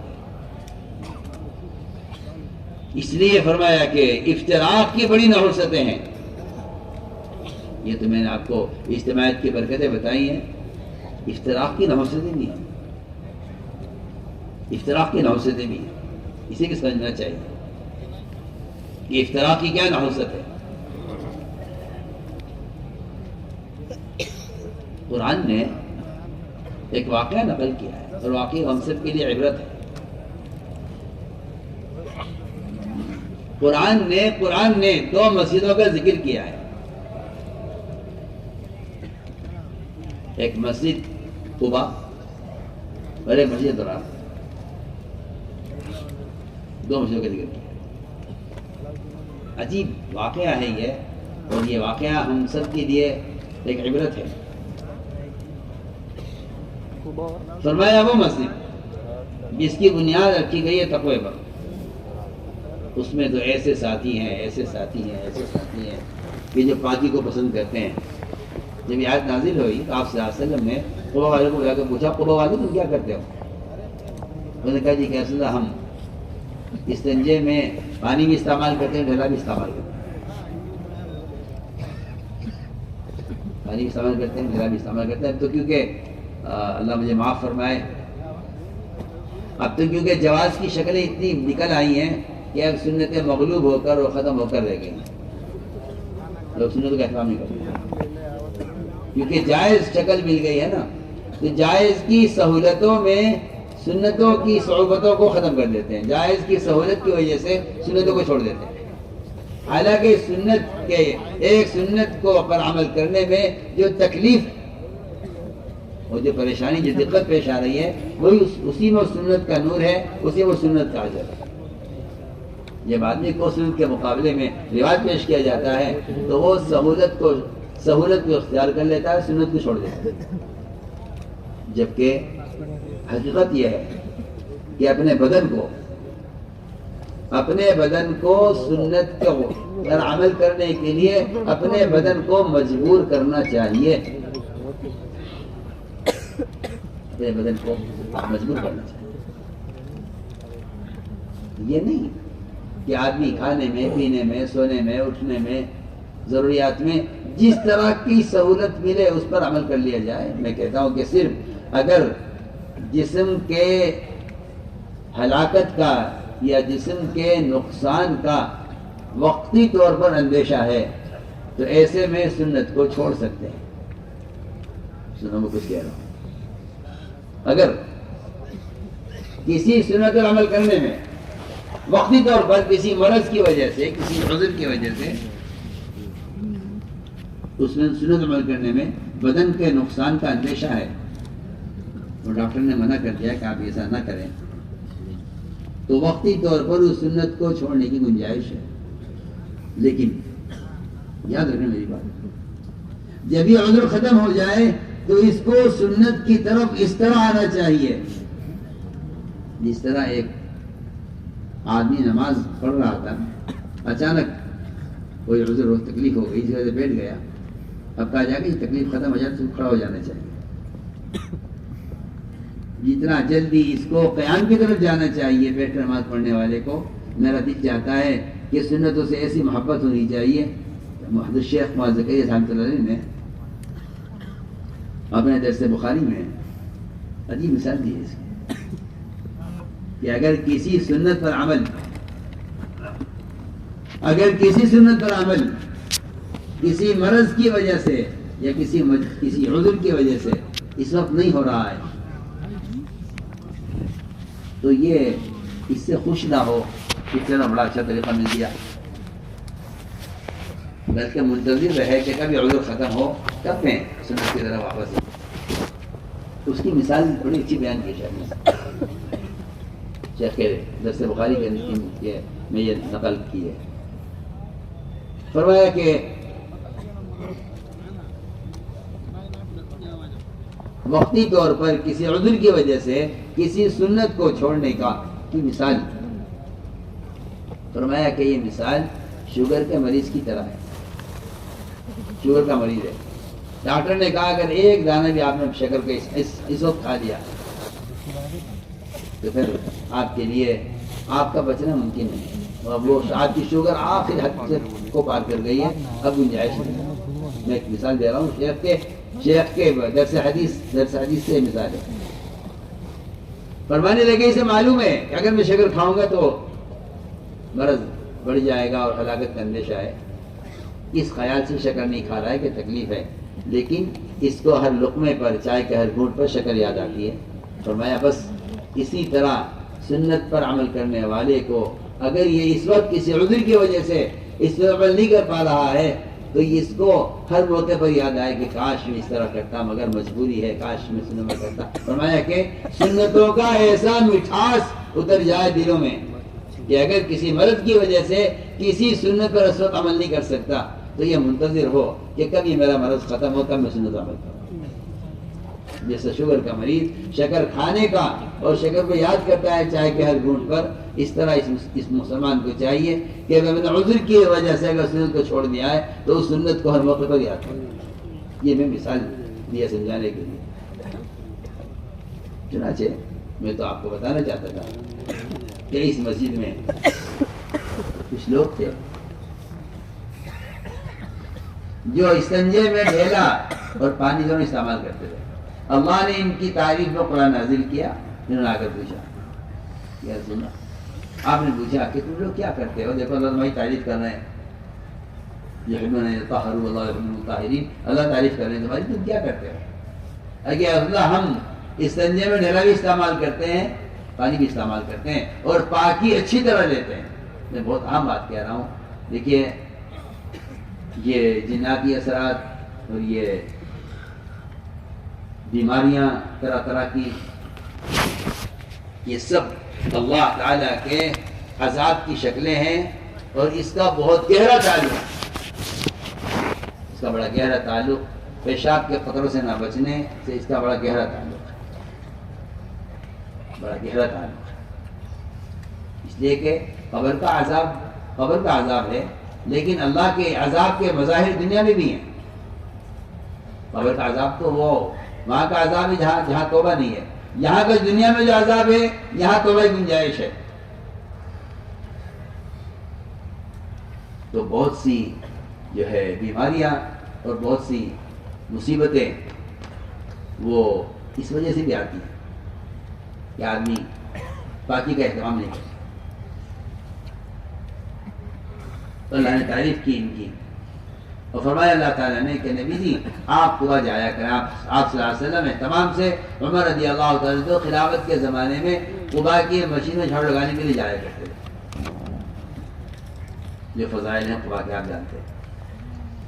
حالانکہ آپ صلی اللہ علیہ وسلم قبا سے منتقل ہو گئے تھے مسجد نبوی کی جگہ پر، لیکن آپ کی آمد قبا ہوئی اور قبا جانے کا آپ نے اہتمام رکھا. سنیے آگے کیا ہوا. شرعی لوگوں نے مسلمانوں کے درمیان افتراق پیدا کرنے کے لیے قرآن نے بہت عجیب نقشہ کیا ہے. ایک الگ جگہ بنائی، ایک مسجد بنائی. قرآن صاحب کہہ رہا ہے کہ تفریقہ بین المؤمنین، کہ ایمان والوں کے درمیان تفریق پیدا کرنے کے لیے انہوں نے وہ مسجد بنائی. وہ وہاں جمع تھے اور وہاں جمع ہو کر وہ مسلمانوں کے درمیان تفریق پیدا کرنے کی سازشیں اور اس کے لیے کوششیں کیا کرتے تھے.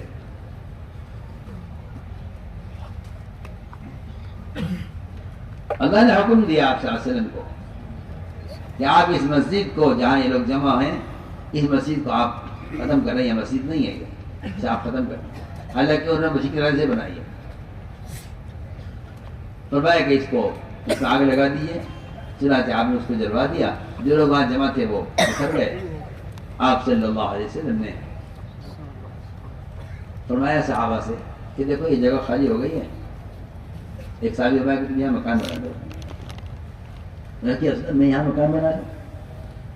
میں کیسے مکان بنا کر یہاں رہ سکتا ہوں؟ اللہ نے تو آپ سے فرمایا ہے کہ آپ یہاں ہرگز قدم مت رکھیں. بولیے میں یہاں مکان بنا کر رہا ہوں. لا تقم فی ابدا، یہاں ہرگز قدم مت رکھیے گا.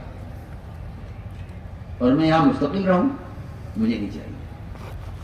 یہ جگہ اس جگہ کو تفریق کے لیے استعمال کیا گیا ہے. جو جگہ تفریق کے لیے استعمال ہوئی ہے، میں اللہ نے آپ کو منع کر دیا کہ یہاں قدم مت رکھنا، اور پھر میں یہاں مکان بنا کر کیسے رہ سکتا ہوں؟ عجیب قصہ ہے. انہوں نے صاحب انکار کر دیا کہ مجھے نہیں چاہیے. بلکہ یہ کہا کہ جی فلاں ایک اور ہے، میرے پاس تو کچھ انتظام ہے، لیکن فلاں صاحب زیادہ محتاج ہیں، ان کو دے دیے. ان کو بلایا آپ نے، زید بن اکرم غالباً نام تھا ان کا. ان کو بلایا، فرمایا کہ یہ جگہ تم لے لو. انہوں نے کہا کہ یا رسول اللہ، میں یہاں جگہ آپ نے دیے بنا لیتا ہوں مکان. میں نے گھر بنایا وہاں اور وہاں رہے. آ کر عرض کیا کہ جب سے میں اس مکان میں رہا سالہ سال، وہ کہتے ہیں کہ میں جب تک اس مکان میں رہا بے اولاد رہا.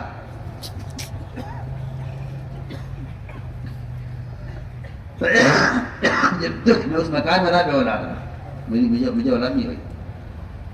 اور اس جگہ کی یہ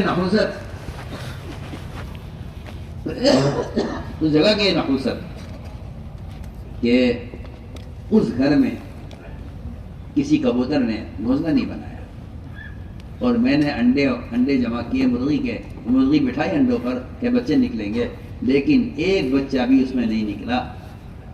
نہ مرغی نے بچے نکالے، نہ کبوتر نے کبھی میرے گھر میں گھونسلہ بنایا. میں خود بے اولاد رہا. یہ قرآن کی عجیب بات ہے. قرآن کہتا ہے تولا سعى في الارض يفسد فيها ويذكر الحرث والنسل والله لا يحب الفساد. کہ اگر اختلاف پیدا کرو گے اور دنیا میں فساد بچاؤ گے تو یہ تو زراعت کو نقصان ہوگا. اور يهلك الحرث والنسل والله لا يحب الفساد. اور اللہ رب العزت فساد کو پسند نہیں فرماتا. میرے بزرگوں کو سوال میں تو دنیا جب احساس کرتا ہوں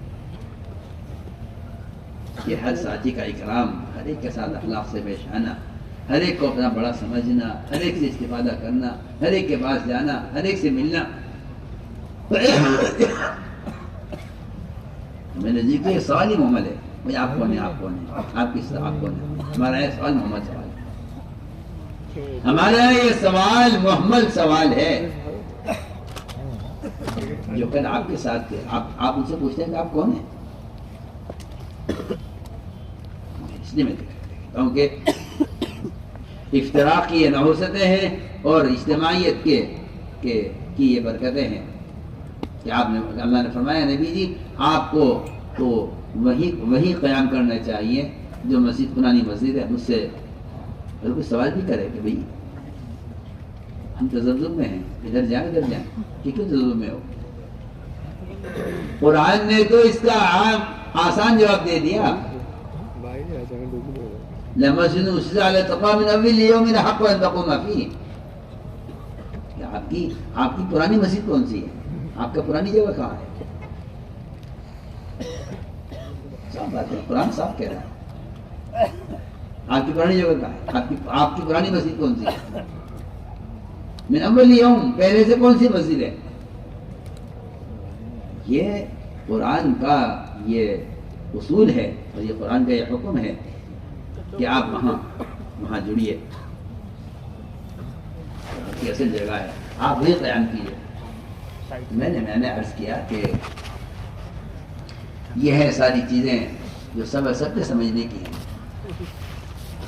کہ ایسے آپ حاصلنے والے اخلاق، آپ سے حاصلنے والی قلبی وسعت، آپ سے حاصلنے والا جیسا صبر، آپ سے حاصلنے جیسا اذیتوں پر کو برداشت کرنا، یہ کہیں کہ یہ ہے وہ مزاج جس سے امت بنی تھی اور امت کی اجتماعیت باقی ہے۔ اسی لیے صاف فرمایا قرآن نے کہ نبی جی آپ تو نرم ہو کر رہیے ان کے ساتھ، اور آپ اپنے بازو جھکا دیجئے ان کے لیے، اپنے بازو جھکا دیجئے ان کے لیے، وقت جناحک للمؤمنین۔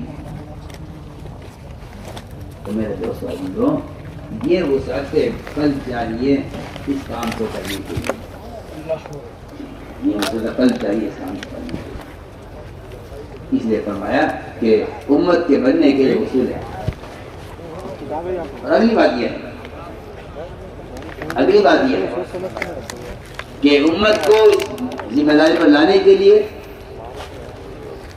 سب سے بنیادی چیز عرض کر رہا ہوں کہ جس طرح آپ صلی اللہ علیہ وسلم کا یہ مزاج ہے، اس طرح آپ صلی اللہ علیہ وسلم کا ایک مزاج، ایک بنیادی بات یہ ہے کہ آپ صلی اللہ علیہ وسلم کسی انسان کا درجہ اس سے کم نہیں سمجھتے تھے کہ آپ اس کو دعوت دیں۔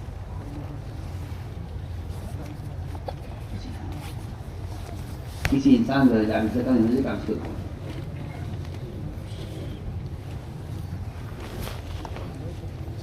دور کا ہو یا نزدیک کا، دشمن ہو یا دوست، آپ کا ہر ایک سے ملنا، ہر ایک سے ملاقات، ہر ایک کے پاس جانا، اس لیے کہ انفرادی دعوت یہ اللہ تعالیٰ کی غیبی مدد کو اترنے کا سب سے اہم بنیادی سبب ہے، انفرادی دعوت۔ اجتماعات بے شک اپنی جگہ ہیں، لیکن آپ اگر غور کریں گے تو نبوت کا جو اکثر وقت ہے وہ اجتماعات کے بغیر ہے۔ اجتماعات بہت بعد میں شروع ہے۔ ان اجتماعات کے زمانے میں بھی آپ صلی اللہ علیہ وسلم اپنے آپ کو جتنا تھکایا کرتے تھے اتنا ہی دعوت میں ایک ایک فرد کو لے کر بیٹھ رہے ہیں، اور آپ ایک فرد کو اتنی محنت کرتے تھے کہ صحابہ کو آپ پر رحم آ جاتا تھا، اللہ کو آپ پر ترس آ جاتا تھا۔ اتنی کوشش ہے کہ فرد کرو۔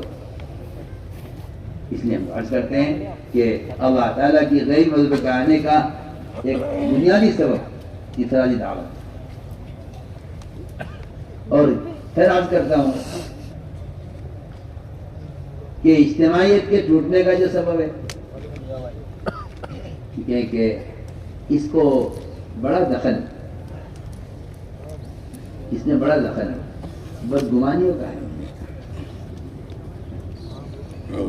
میں پھر عرض کرتا ہوں کہ انفرادی ملاقاتیں، انفرادی دعوت یہ بدگمانیوں کو دور کر دیتی ہے، اور اگر ملاقاتیں نہیں ہیں، ملنا جلنا نہیں ہے، تو بدگمانیوں کے بیج پھوٹتے ہیں اور بدگمانیوں کے درخت اگتے ہیں، اور بدگمانیوں کے ایسے تناور درخت اگتے ہیں کہ پھر ان کا اکھاڑنا، ان کا ختم کرنا ممکن نہیں ہوتا.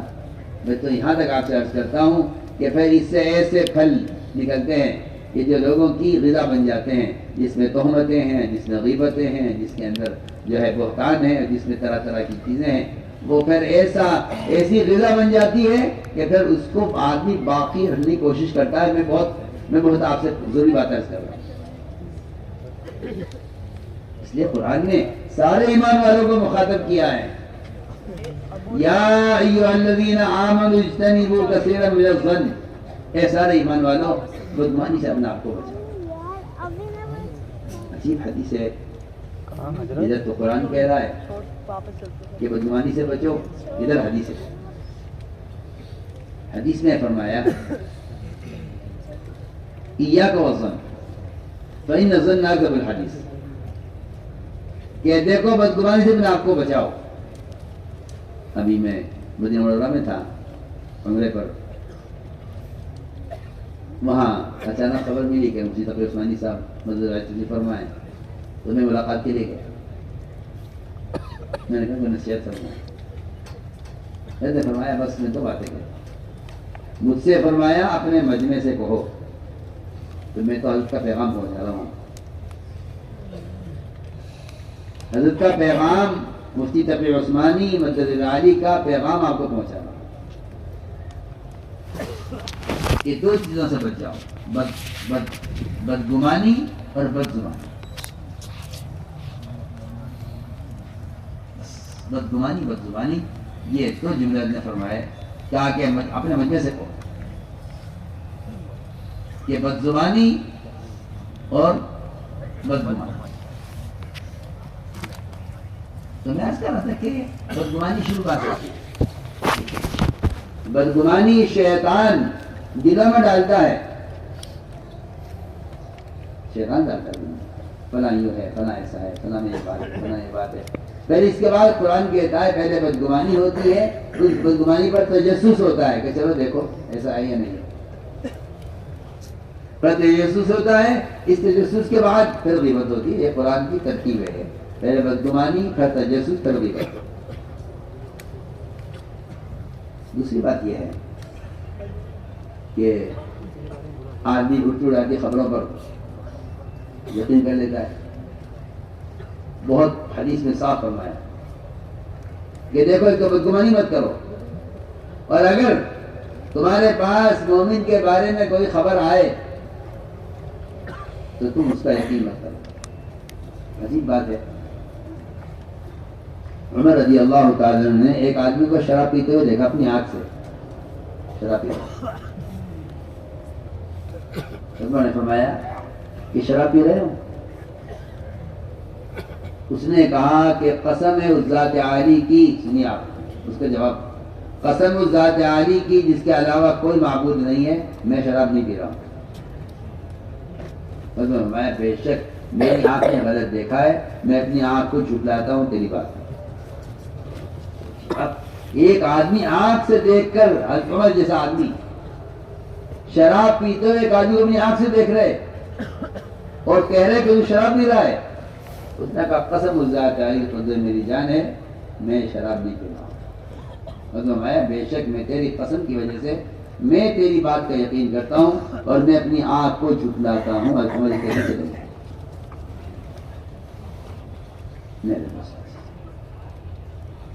بدگمانی پیدا ہوتی ہے، اور یہ بدگمانی پیدا ہوتی ہیں یہ جھوٹی خبروں سے پیدا ہوتی ہے. تو حدیث میں عجیب روایت ہے، فرمایا کہ حدیث فرمایا کہ ایک آدمی کے جھوٹا ہونے کے لیے اتنا کافی ہے کہ وہ سنی ہوئی بات کو آگے نقل کر دے. اور آج کل اللہ مجھے معاف فرما دے، یہ موبائل کی وجہ سے یہ مرض اتنا عام ہو چکا ہے. پہلے تو کبھی ملاقات ہو جاتی تھی، کوئی بات پہنچا دی، فرصتی نہیں ملتی، ادھر اپنے کاروبار میں، ادھر اپنے کاروبار میں، وہ ادھر پڑھنے پڑھانے میں، وہ ادھر اپنے مشاغل میں، ہر ایک مشغول تھا اب الگ الگ. لیکن اس عالم نے غیبت کو ایک اجتماعی عمل بنا دیا ہے. یہاں گروپ بنے ہوئے غیبت کرنے کے لیے. جی ہاں، اس نے سنا اس نے ڈال دیا، اس نے سنا اس نے ڈال دیا. میں تو حیران ہوتا ہوں، میں نے کہا یہ اللہ اکبر کیا ہو گیا یہ. فرمایا کہ ہاں ایک آدمی کے جھوٹا ہونے دینا کافی ہے کہ وہ سنی بات کو آگے نقل کرے، اور سنی باتوں پر بڑے بڑے فیصلے اور بڑے بڑے قلعے تعمیر ہو جاتے ہیں. اور قرآن ہی کہہ رہا ہے اور حدیث یہ کہہ رہی ہے کہ جھوٹ سے بچو. کوئی بات لے کر آئے تو اس کو جھٹلا دو. امام شافعی رحمۃ اللہ علیہ کو ایک صاحب نے آ کر کہا کہ آپ کا فلاں مخالف ہے، اس نے آپ کو یوں کہا ہے، یوں کہا ہے، یوں کہا ہے، یوں کہا ہے، میں سچ بول رہا ہوں، اس نے یہ باتیں آپ کے بارے میں کہی، میں آپ کو بتانے آیا ہوں. امام شافعی رحمۃ اللہ علیہ نے ساری بات سن کر یہ فرمایا اگر تم سچ بول رہے ہو، اگر تم سچ بول رہے ہو تو تم چغل خور ہو، تم جنت میں داخل نہیں کیے جاؤ گے، اور اگر تم جھوٹ بول رہے ہو تو تم فاسق ہو، اور فاسق جنت میں داخل نہیں کیے جائیں گے. اپنے محبت کرنے والے سے کہا یہ، اپنے سے محبت کرنے والے سے کہا یہ اگر تم جھوٹ بول رہے ہو تو چغل خور ہو، نمام ہو، اور اگر تم سچ بول رہے ہو تو فاسق ہو. کیا مزاج تھا اللہ اکبر. چنانچہ میں دل چاہتا ہوں کہ ایک واقعہ عرض کروں.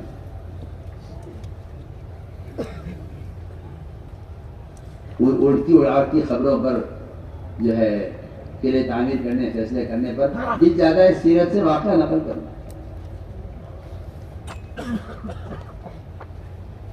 ایک قبیلہ تھا، قبیلہ بنو مستلق، بہت مالدار قبیلہ تھا. وہ پورا قبیلہ اسلام میں داخل ہوا اور آپ صلی اللہ علیہ وسلم کی سنت حاضر ہوا اور اسلام قبول کیا. آپ صلی اللہ علیہ وسلم نے جب ان کو فرائض بتائے، ان کے ساتھ زکوٰۃ بتلائی کہ زکوٰۃ نمبر فرض ہے اپنے مالوں کی، تو فوراً کہا کہ اسلام زکوٰۃ ابھی دے دیں، ابھی لے آیا جاتا ہے. پہلی مجلس میں اسلام قبول کرنے کے ساتھ ساتھ زکوٰۃ دینے کا تقاضا. آپ نے فرمایا کہ نہیں، ہمارا آدمی آئے گا آپ کے پاس، آپ چلے جاؤ زکوٰۃ کا مال الگ کر لو، ہمارا آدمی آئے گا زکوٰۃ وصول کر لے گا. اور مجھے یہ بات پہلے کہہ چکا ہوں آپ سے کہ آپ صلی اللہ علیہ وسلم کے وعدہ خلافی نہیں تھی. جو تاریخ طے ہو گئی ان کے پاس آدمی بھیجنے کی، اس تاریخ میں آپ نے آدمی روانہ کیا. یہ آدمی گیا، ادھر قبیلے کو خبر ہے کہ آج آپ کا آدمی آنے والا ہے، انہوں نے زکوٰۃ کا مال الگ کر کے رکھ لیا. اور آپ صلی اللہ علیہ وسلم کے آدمی کے استقبال میں، اس کے اکرام میں وہ سارے اپنے بستی سے نکل کر باہر کھڑے ہو گئے کہ ان کے استقبال کریں گے، اندر لے کے جائیں گے، زکوٰۃ کا مال ان کے حوالے کریں گے.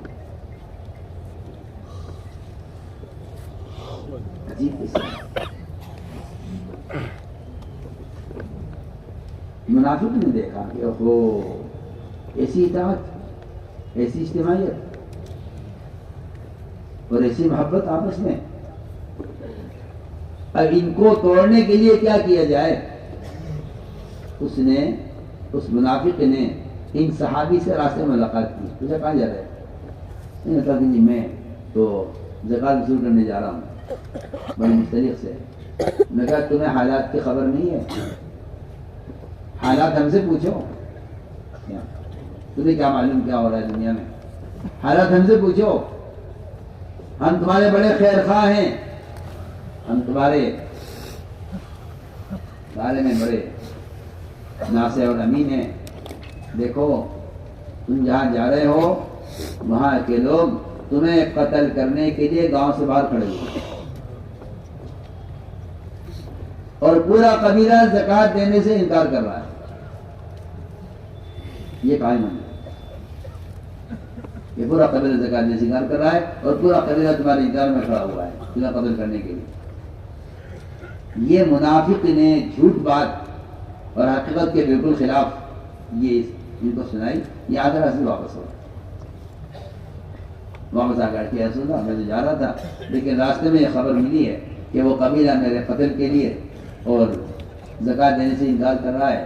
آپ نے مشورہ کیا صحابہ سے، مشورے میں فیصلہ ہوا، یہ طے ہوا کہ صحابہ کا ایک دستہ ہتھیاروں کے ساتھ بھیجا جائے اور پورے قبیلے کو قتل کر دیا جائے. کتنی بڑی بات ہے.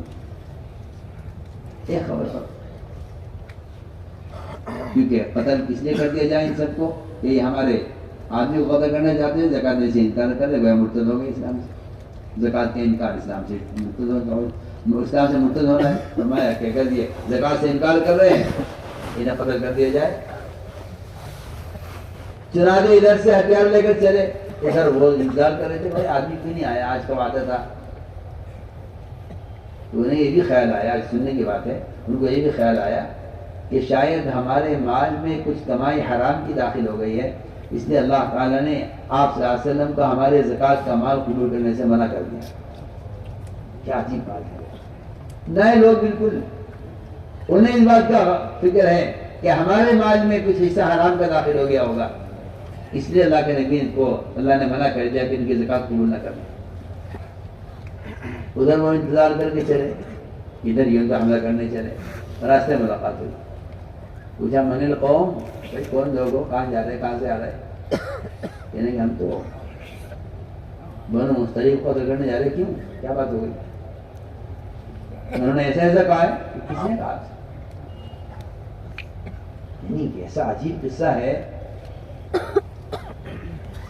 جو ہم سب کی آنکھیں کھول دے۔ ہاں ایسی تو کوئی بات ہی نہیں ہے، کس نے بات اڑائی ہے؟ ہم تو آپ کا انتظار کر رہے ہیں کہ آپ کا آدمی آئے گا۔ آپس میں ملے، واپس ہوئے، آپ حاضر ہوئے، ساری بات کھلی۔ اللہ نے اس پر قرآن کی آیت نازل فرمائی کہ اگر تمہارے پاس کوئی فاسق خبر لے کر آئے تو تحقیق کر لیا کرو کہ بات صحیح ہے غلط ہے۔ تو میں تو یہ سارے واقعات اس لیے سنا رہا ہوں کہ اجتماعیت کے کیا اصول ہیں اور آپس میں اختلاف و اختلاف کے کیا اسباب ہیں۔ اس لیے میرے بزرگوں کو سوال ہو، یہ ہے اصل بات کہ امت بنانی ہے، اور امت کے بنانے کے لیے سب سے بنیادی چیز جو میں نے آپ سے عرض کی کہ اس کے لیے انفرادی دعوت ہے، انفرادی دعوت۔ آپ صلی اللہ علیہ وسلم کا یہ سب سے آپ کی بنیادی سنت ہے کہ آپ کسی انسان کا درجہ اس سے کم نہیں سمجھتے تھے کہ آپ اس کو خود دعوت دیں۔ اس لیے یہ ساری صفات اور یہ سارا ذکر کیا گیا ہے، اس سب کا تعلق اصل ایمان سے ہے۔ جہاں ایمان کمال پر ہوتا ہے وہاں یہ ساری چیزیں خود بخود عمل میں آ جاتی ہیں۔ اس لیے سب سے بنیادی بات، سب سے اہم بات یہ ہے کہ اس ساری نقل و حرکت کا، اس ساری محنت کا جو سب بنیادی مقصد ہے وہ ایمان کی تکمیل ہے۔ تو اس میں کوئی شک نہیں ہے کہ ایمان کی تکمیل دعوت پر موقوف ہے، ایمان کی تکمیل دعوت پر موقوف ہے۔ اس امت کے خیر امت ہونے کے لیے شرط دعوت ہے، اس امت کے خیر امت ہونے کے لیے شرط دعوت ہے۔ اگر یہ امت کا ایک فرد بھی، میری بات ذرا غور سے سننا، یہ اس امت کا ایک فرد بھی دعوت پر نہیں ہے تو وہ خیر امت میں شامل نہیں ہو سکتا۔ سنیے تو صحیح میں کیا کہہ رہا ہوں، اس امت کا ایک فرد بھی اگر دعوت پر نہیں ہے، دعوت نہیں دیتا تو خیر امت میں شامل نہیں ہو سکتا، چاہے عبادت کرتا ہو، نماز پڑھتا ہو، روزہ رکھتا ہو، حج کرتا ہو، زکوٰۃ دیتا ہو، سارے اعمال خیر کرتا ہو، کوئی گناہ نہ کرتا ہو۔ میری بات آپ توجہ سے سنیں، میں کچھ کہہ رہا ہوں، سارے اعمال خیر کرتا ہو لیکن دعوت نہ دیتا تو وہ اس امت میں، خیر امت میں شامل نہیں ہو سکتا۔ خیر امت میں شامل ہونے کے لیے تو بنیادی شرط دعوت کی ہے۔ کیا آپ دوسرے کو دعوت دیتے ہیں؟ میں بہت اہم بات کہہ رہا ہوں، آج 1500 سال کے بعد کوئی مسلمان یہ کیسے کہہ سکتا ہے کہ میں دعوت کے بغیر خیر میں شامل ہو سکتا ہوں، جبکہ عمر رضی اللہ تعالیٰ عنہ آپ صلی اللہ علیہ وسلم کی صحبت میں ہیں، عشر مبشرہ میں سے ہیں۔ میرے بعد نبی ہوتے عمر نبی ہو سکتے تھے، یہ حضرت عمر کا مقام ہے اور درجہ ہے، لیکن کیا فرماتے ہیں عمر رضی اللہ تعالیٰ عنہ؟ حضرت عمر فرماتے ہیں، حضرت یہ فرماتے ہیں رضی اللہ تعالیٰ عنہ کہ اگر میں نبی کی صحبت میں رہ کر سارے اعمال خیر کرتا لیکن ہم دعوت نہ دیتے تو ہم خیر میں شامل نہیں ہو سکتے۔ سوچیے ایک امت کے ذمے ایک ایک ہر فرد کے ذمے ایک فریضہ ہے دعوت اللہ ہر مسلمان کے ذمے فرض عین ہے. یہ کوئی تنظیم کا کام نہیں ہے، کوئی تحریک نہیں ہے کہ آپ بیٹھ کر یہ بحث کریں کہ کیا جماعت میں نکلنا فرض ہے. ہم تو کہتے ہیں کہ ہم تو ایک بنیادی بات عرض کرتے ہیں کہ اقامت دین دین کو قائم کرنا اور ایمان کی تکمیل، یہ ایک فرض عین ہے امت پر باعتبار مجموعہ کے فرض عین ہے. اور فرض عین ہے دعوت، کیونکہ دعوت ایمان کی تکمیل کا سبب ہے جو ہر مسلمان کے ذمہ ہے. جس طرح ایمان ہر مسلمان کے ذمہ ہے، اس طرح اپنے ایمان کی تکمیل کے لیے دعوت دینا ہر مسلمان کے ذمہ ہے. ہر مسلمان کے ذمہ ہے اپنے ایمان کی تکمیل کے لیے دعوت دینا، ہر مسلمان کے ذمہ ہے. یہ قرآن نے صاف کہہ دیا ہے کہ تمہارے خیر مت ہونے کے لیے شرط یہ ہے کہ تم بھلائی کا حکم کرو، برائی سے روکو.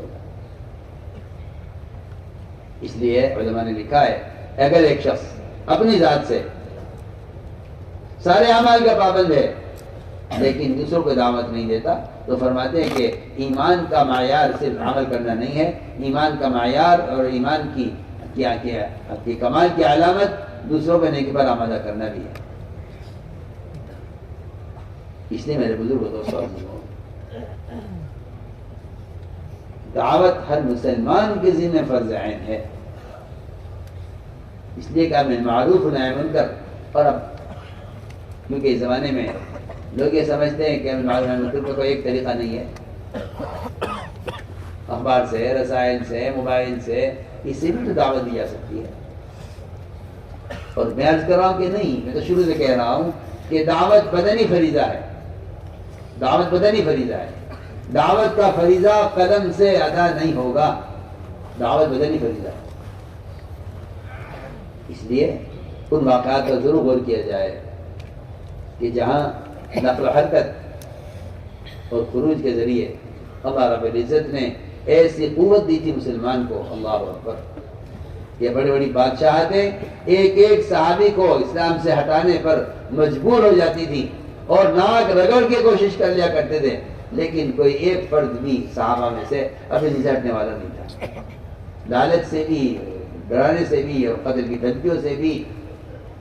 دیکھ لیے آپ، جب تک صحابہ کرام کے زمانے میں یہ نقل و حرکت اس صحابہ کے نہج پر، صحابہ کے طریقہ پر، میں تمہارا بات کہہ رہا ہوں، صحابہ کے طریقہ پر.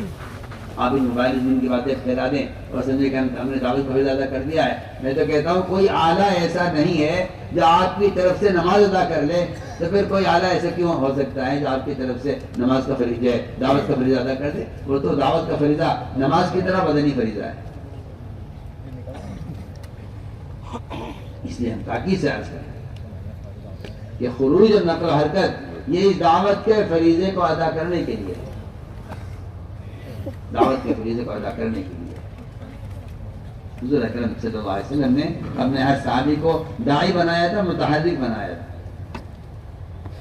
چنانچہ روم کے بادشاہ نے پوری کوشش کر لی کہ عبداللہ بن حذافہ رضی اللہ عنہ کو اسلام سے ہٹا کر نصرانیت پر لانے کی، لیکن بات وہی ہے کہ قرآن نے صاف کہہ دیا ہے کہ اس سے زیادہ پختہ مذہب، اس سے اچھا دین ہو کس کا سکتا ہے جو دعوت اور عمل دونوں کو جمع رکھے.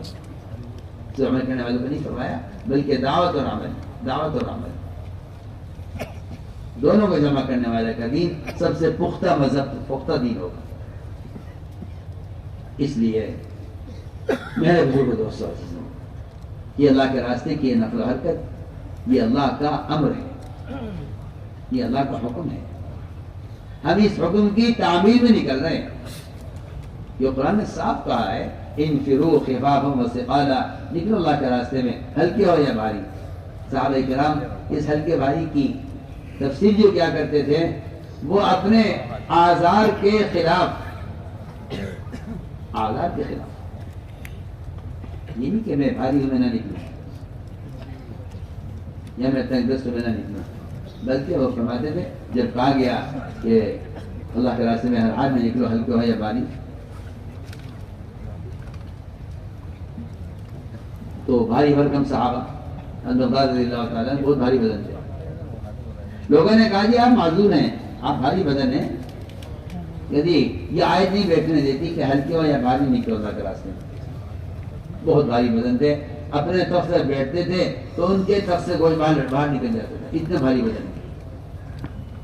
لیکن اللہ کے راستے کے خروج اللہ کو حد تک، اس لیے میں نے کہا کرتا ہوں کہ اللہ تعالیٰ کی جو غیبی مددیں آئی ہیں وہ اصل اس دعوت کی نقل و حرکت پر آئی ہیں. دیکھیے آپ غور کیجیے، حضور اکرم صلی اللہ علیہ وسلم نے کس طرح کو خط لکھا. لوگ کہتے ہیں دیکھو یہ قلم سے بھی دعوت دی جا سکتی ہے، ٹھیک ہے، آپ یہ تو معلوم ہے کہ قلم سے دعوت دی جا رہی ہے. آپ کو یہ معلوم نہیں ہے کہ جماعتیں کتنی نکلی ہیں، صحابہ کی تعداد کتنی تھی، پھرنے والوں کی چند خطوط اگر آپ کو مل رہے ہیں تو آپ اس کو خروج کا بدل سمجھ لیں. یہ کتنی بے انصافی کی بات ہے اور کتنی بے وقوفی کی بات ہے. جبکہ خطوط لکھے گئے ہیں بادشاہوں کو، اور وہ اسی لکھے گئے ہیں کہ ان کے یہاں کا یہ نظام ہے کہ بھئی آپ کیوں آئے، کس نے بھیجا آپ کو، کیا ثبوت ہے آپ کے پاس کہ آپ کو محمد صلی اللہ علیہ وسلم نے بھیجا ہے. اس ثبوت کے لیے صحابہ نے خود آپ سے کہا کہ رسول اللہ، ان کے لیے ان کا طریقہ یہ ہے کہ ان کو خط بھیجا جاتا ہے اور بتایا جاتا ہے کہاں سے آئے ہیں، کسی تقاضے سے کے لیے آپ کی مہر بنی ہے، ورنہ مہر کی بھی ضرورت مہر نہیں تھی. ان خطوط کو بتانے کے لیے کہ ہماری طرف سے آدمی آ رہا ہے. یہ خطوط دعوت کے خطوط نہیں، یہ خطوط ثبوت کے ہیں کہ ہم بھیج رہے ہیں. دعوت کے حضور ادا کرنے کے لیے آپ کو جماعت بھیجی، جماعت کے اس طرح کو دعوت دینے کے لیے. اس طرح کے لوگوں نے کہا خط ہم پہنچا دیں گے بات تک، یعنی ہم خود بات کریں ملاقات سے، ہم تو دعوت کا فریضہ ادا کرنے کے لیے آئے. بادشاہ نے خط پڑھا، پڑھ کے غصہ آیا کہ میرا نام بعد میں، میرا نام پہلے کون ہے. اس غصے میں اس نے آ کر یہ کہہ دیا کہ جس آدمی نے ہمیں یہ خط لکھا ہے اس کو گرفتار کر کے ہمارے پاس لایا جائے. سنیے آپ کو گرفتار کرنے کے لیے کس طرح نے یمن کے گورنر بازان کو حکم دیا کہ لمبی جوڑی فوج بھیجنے کی ضرورت نہیں، جو بڑے کمزور لوگ ہیں صرف دو آدمی بھیج دو جو ان کو لے کر آئے میرے پاس. دیکھو وہ نہیں ہے. اللہ اکبر. 2 فوجی جوان وہاں سے روانہ ہوئے یمن سے، پہلے طائف پہنچے. طائف والے بڑا اکرام کیا ان کا. یہ کیونکہ ظاہر بات ہے کہ جب آدمی جو ہے کسی سے لڑائی ہو جاتی ہے یا مقابلہ چلتا ہے تو اگر کوئی ان کے مقابلے پر آ جاتا ہے تو ان کا اکرام بھی ہو جاتا ہے. بڑا اکرام کیا طائف والوں نے، بلکہ بڑے چین کا سانس لیا کہ چلو اب تو بہت بڑی سپر طاقت ان کے مقابلے پر آ گئی ہے، اب تو ختم ہو جائیں گے یہ، اب ہمیں کچھ کرنے کی ضرورت نہیں ہے. طائف والے بڑے خوش ہوئے ان کے آنے سے، ان کا اکرام کیا، ان کو ہدیہ دی ہے، پھر ان کو روانہ کیا کہ جاؤ تم مدینے جاؤ اور ختم کرو. یہ انہوں نے کیا دعوت کا کام شروع کیا ہوا ہے، جاؤ جا کے ختم کرو اس کو. بڑے خوش ہوئے طائف کے کفار. اور یہاں سے پھر یہ دونوں وہاں پہنچے. وہاں کا تو نظام ہی الگ ہے. وہاں تو دوست آ جائے، دشمن آ جائے، کوئی زہر دینے آ جائے، کوئی قتل کرنے آ جائے، کوئی گرفتار کرنے آ جائے، وہاں سب کا اکرام ہے. یہ دونوں وہاں پہنچے. آپ نے فرمایا دیکھو ہمارے مہمان آئے، آپ چاہتے دونوں کو قتل کرا دیتے، کیا بات. تو میں ہمارے مہمان آئے ہیں کہ راؤ ان کو صبح پیش کرنا ہمارے سامنے. میں آپ کو بتانا چاہتا ہوں کہ اس دعوت کی نقل و حرکت کے ساتھ اللہ کی کو غیبی مددیں کیا تھی. اب تو اس رواجی نظام نے مسلمانوں کو اس نظام سے اور اس دعوت کے اس فریضے پر جو غیبی مددیں ہوا کرتی تھی اس سے بالکل ایسا نابلد ناآشنا کر دیا ہے کہ وہ مخالفت پر آ گئے. اس میں اب تو مسلمان کہتا ہے کیا پھرنا ضروری ہے؟ نہیں دیتا یار. مسلمان کہتا ہے کیا پھرنا ضروری ہے؟ پھینک دینا چاہیے اس میں. کیا پھرنا سے ہے؟ جبکہ آپ سن لیجئے ایک کافر نے کہا تھا آپ صلی اللہ علیہ وسلم سے کہ مانتے آپ کا دین بہت اچھا، آپ پھرتے کیوں نہیں؟ بیٹھیے اپنی جگہ پر، جن کو دین سکھا ہوگا آپ کے پاس آئے گا، آپ پھریے مت. یہ کافر سے تو ثابت ہے. مجھے کسی منافق کا قول نہیں ملا، کسی منافق نے صراحتاً کہا کہ مت پھریے. ہاں منافقین وہ عذر تو کرتے تھے پھرنے سے، کہیں گرمی کا کہیں سردی کا، لیکن نفس خروج سے انکار کر دیں یہ مجھے کہیں ملا نہیں. کسی کو ملے تو بتانا. تو جانتے تھے کہ اگر نفر سے انکار کر دیا تو مسلمانوں کی جماعت سے اور مسلمانوں کے مجموعے سے ہم الگ کر دیے جائیں گے، اس لیے کہ پورا مجموعہ نقل و حرکت پر مشتمل ہے۔ ہم بہت اہم بات کہہ رہے ہیں آپ سے۔ یہ آئے دونوں فوجی تو آپ نے ان کا بڑا اکرام کیا، تو میں اس وقت پیش کرنا ہمارے سامنے، رات کو سوئے، صبح آپ کے سامنے دونوں کانپ رہے تھے، حالانکہ وہ آپ کو گرفتار کرنے کے لیے آئے تھے اور خود کانپ رہے تھے۔ آپ میں کیوں گھبرا رہے ہو، کیا بات ہے، کیسے آنا ہوا؟ کہ جی ہمیں تو آپ کو گرفتار کرنے کے لیے بھیجا گیا ہے، ہم آپ کو گرفتار کرنے کے لیے آئے ہیں۔ آپ نے فرمایا کہ کسی نے بھیجا ہے کہ ہمارے آقا کسریٰ نے بھیجا ہے؟ آپ نے فرمایا رات میرے آقا اللہ نے تمہارے آقا کسریٰ کو رات قتل کر دیا ہے۔ جی آپ وہ حیران تھے کہ ایک رات میں ان کے پاس خبر کیسے آ گئی؟ یہ اس رات کی بات کر رہے ہیں، ایک مہینے کی مسافت سے ایک رات، آج کی رات میں قتل کی خبر دے رہے ہیں۔ سوچنے کی بات۔ ان میں سے ایک نے کہا آپ سوچ سمجھ کے بول رہے ہیں، کیا بول رہے ہیں؟ کہہ رہا ہوں کہ میرے آقا اللہ نے تمہارے آقا کی دعوت کا رد کر دینا، یہ تو میں کہتا ہوں کہ دعوت کا رد کر دینا ایسی معصیت ہے کہ مسلمان تو دین سے محروم ہو جائے گا اور کافر اسلام سے محروم نہ ہو جائے گا اگر مقدر میں اسلام نہیں۔ چنانچہ یہ واقعات ہیں بتانے کے لیے کہ اس نقل و حرکت کا اور اس خروج کا کے ساتھ اللہ تعالیٰ کی وہ غیبی تائید ہے، کیونکہ اس کے بغیر دعوت کبھی زیادہ ہوتا نہیں ہے۔ تو پیش شدہ بات ہے، میں تو بار بار سب سے کہتا ہوں، بار بار کہتا ہوں، ہماری آسا کا محفوظ چھپا ہوا ہے، قلم کی حیثیت تبلیغ میں، قلم کی حیثیت تبلیغ میں ایسی ہے جیسا پانی ہوتے ہوئے کوئی آدمی تیمم سے نماز پڑھنا چاہے، اس کی نماز بھی نہیں ہوگی، اس کا وضو بھی نہیں ہوگا، یہ پانی موجود ہے۔ یہ حیثیت ہے قلم کی تبلیغ میں، جو حیثیت تیمم کی پانی کے ہوتے ہوئے تیمم کرنے والی کی۔ تو میں نے عرض کیا کہ اصل بات یہ ہے کہ اس نقل و حرکت سے اس فریضے کو دعوت کے وجہ ادا کرنا ہے۔ اور خوب آپ غور کیجئے، قرآن پڑھیے، حدیثیں پڑھیے، سیرت پڑھیے نا، آپ کو معلوم ہوگا کہ جتنی ناراضگی اللہ کے رسول صلی اللہ علیہ وسلم کی اس راستے کی نقل و حرکت میں کمی کرنے اور اس کو مؤخر کرنے پر ہے، اتنے ناراضگی کسی گناہ پر نہیں۔ زنا کرنے والے تو آپ کہہ رہے ہیں، ویسے دیکھ رہا ہوں کہ جنت کی نہروں میں ہوتے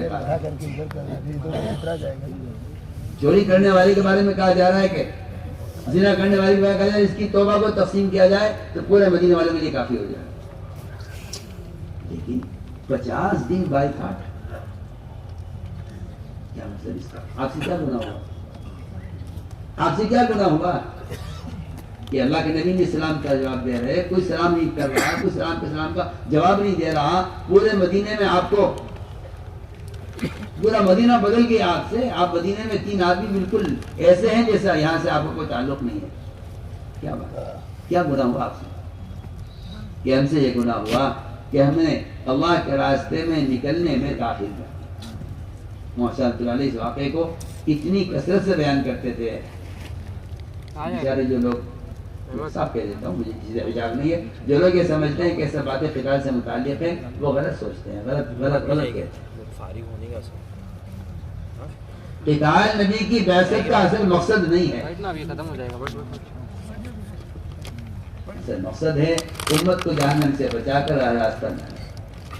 نقل و حرکت کا جو اصل مقصد تھا امت کو اجتہاد سے روکنا، ابو بکر صدیق کے زمانے میں بھی جماعتیں روانہ کی گئی ہیں، وہ قتال کے لیے روانہ کی گئی تھی، وہ بانی زکات و زکات پہنچانے کے لیے وہ مدینے خود خالی کرنا چاہتے تھے۔ جہاں اسلام کی جماعت گزرتی تھی وہاں کے مرتدین اسلام واپس آ جاتے۔ اس لیے میں عرض کرنا چاہتا ہوں کہ خروج اور نقل و حرکت میرے دوستو وہ تو اس کام کا قوام ہے، دعوت کا قوام ہے۔ خروج کے علاوہ تو میں کہتا ہوں دعوت کا فریضہ ادا ہو نہیں سکتا نا۔ چاہے آپ اپنے گھر کی دہلیز سے باہر نکلیں، چاہے آپ گھر سے باہر نکل کے برابر والے کو دعوت دیں، لیکن دعوت کا فریضہ خروج کے بغیر ادا نہیں ہو سکتا۔ اس لیے اس کام کو نکلنا اللہ کا عمل سمجھ کر ہے، نکلنا اللہ کا عمل سمجھ کر ہے، اللہ کا عمل اسے نکل رہا ہے۔ مولا ایسا کا مجبور ہے ہر سال 4 مہینے اس راستے میں نکلنے کو اپنا جزو زندگی نہ بنایا تو ایمان کا مزہ نہیں چل سکتا۔ تو یہ بات بالکل اپنی جگہ حق ہے، صحیح ہے، قرآن سے بھرے ہوئے ہیں کہ ایمان کی تکمیل اور ایمان کا مزہ چکھنے کے لیے تو بنیادی عمل وہ لوگوں کو نیکی پر آمادہ کرنا خود اور لوگوں کو منکر سے بچانا، یہ ایمان کی تکمیل کا سبب ہے۔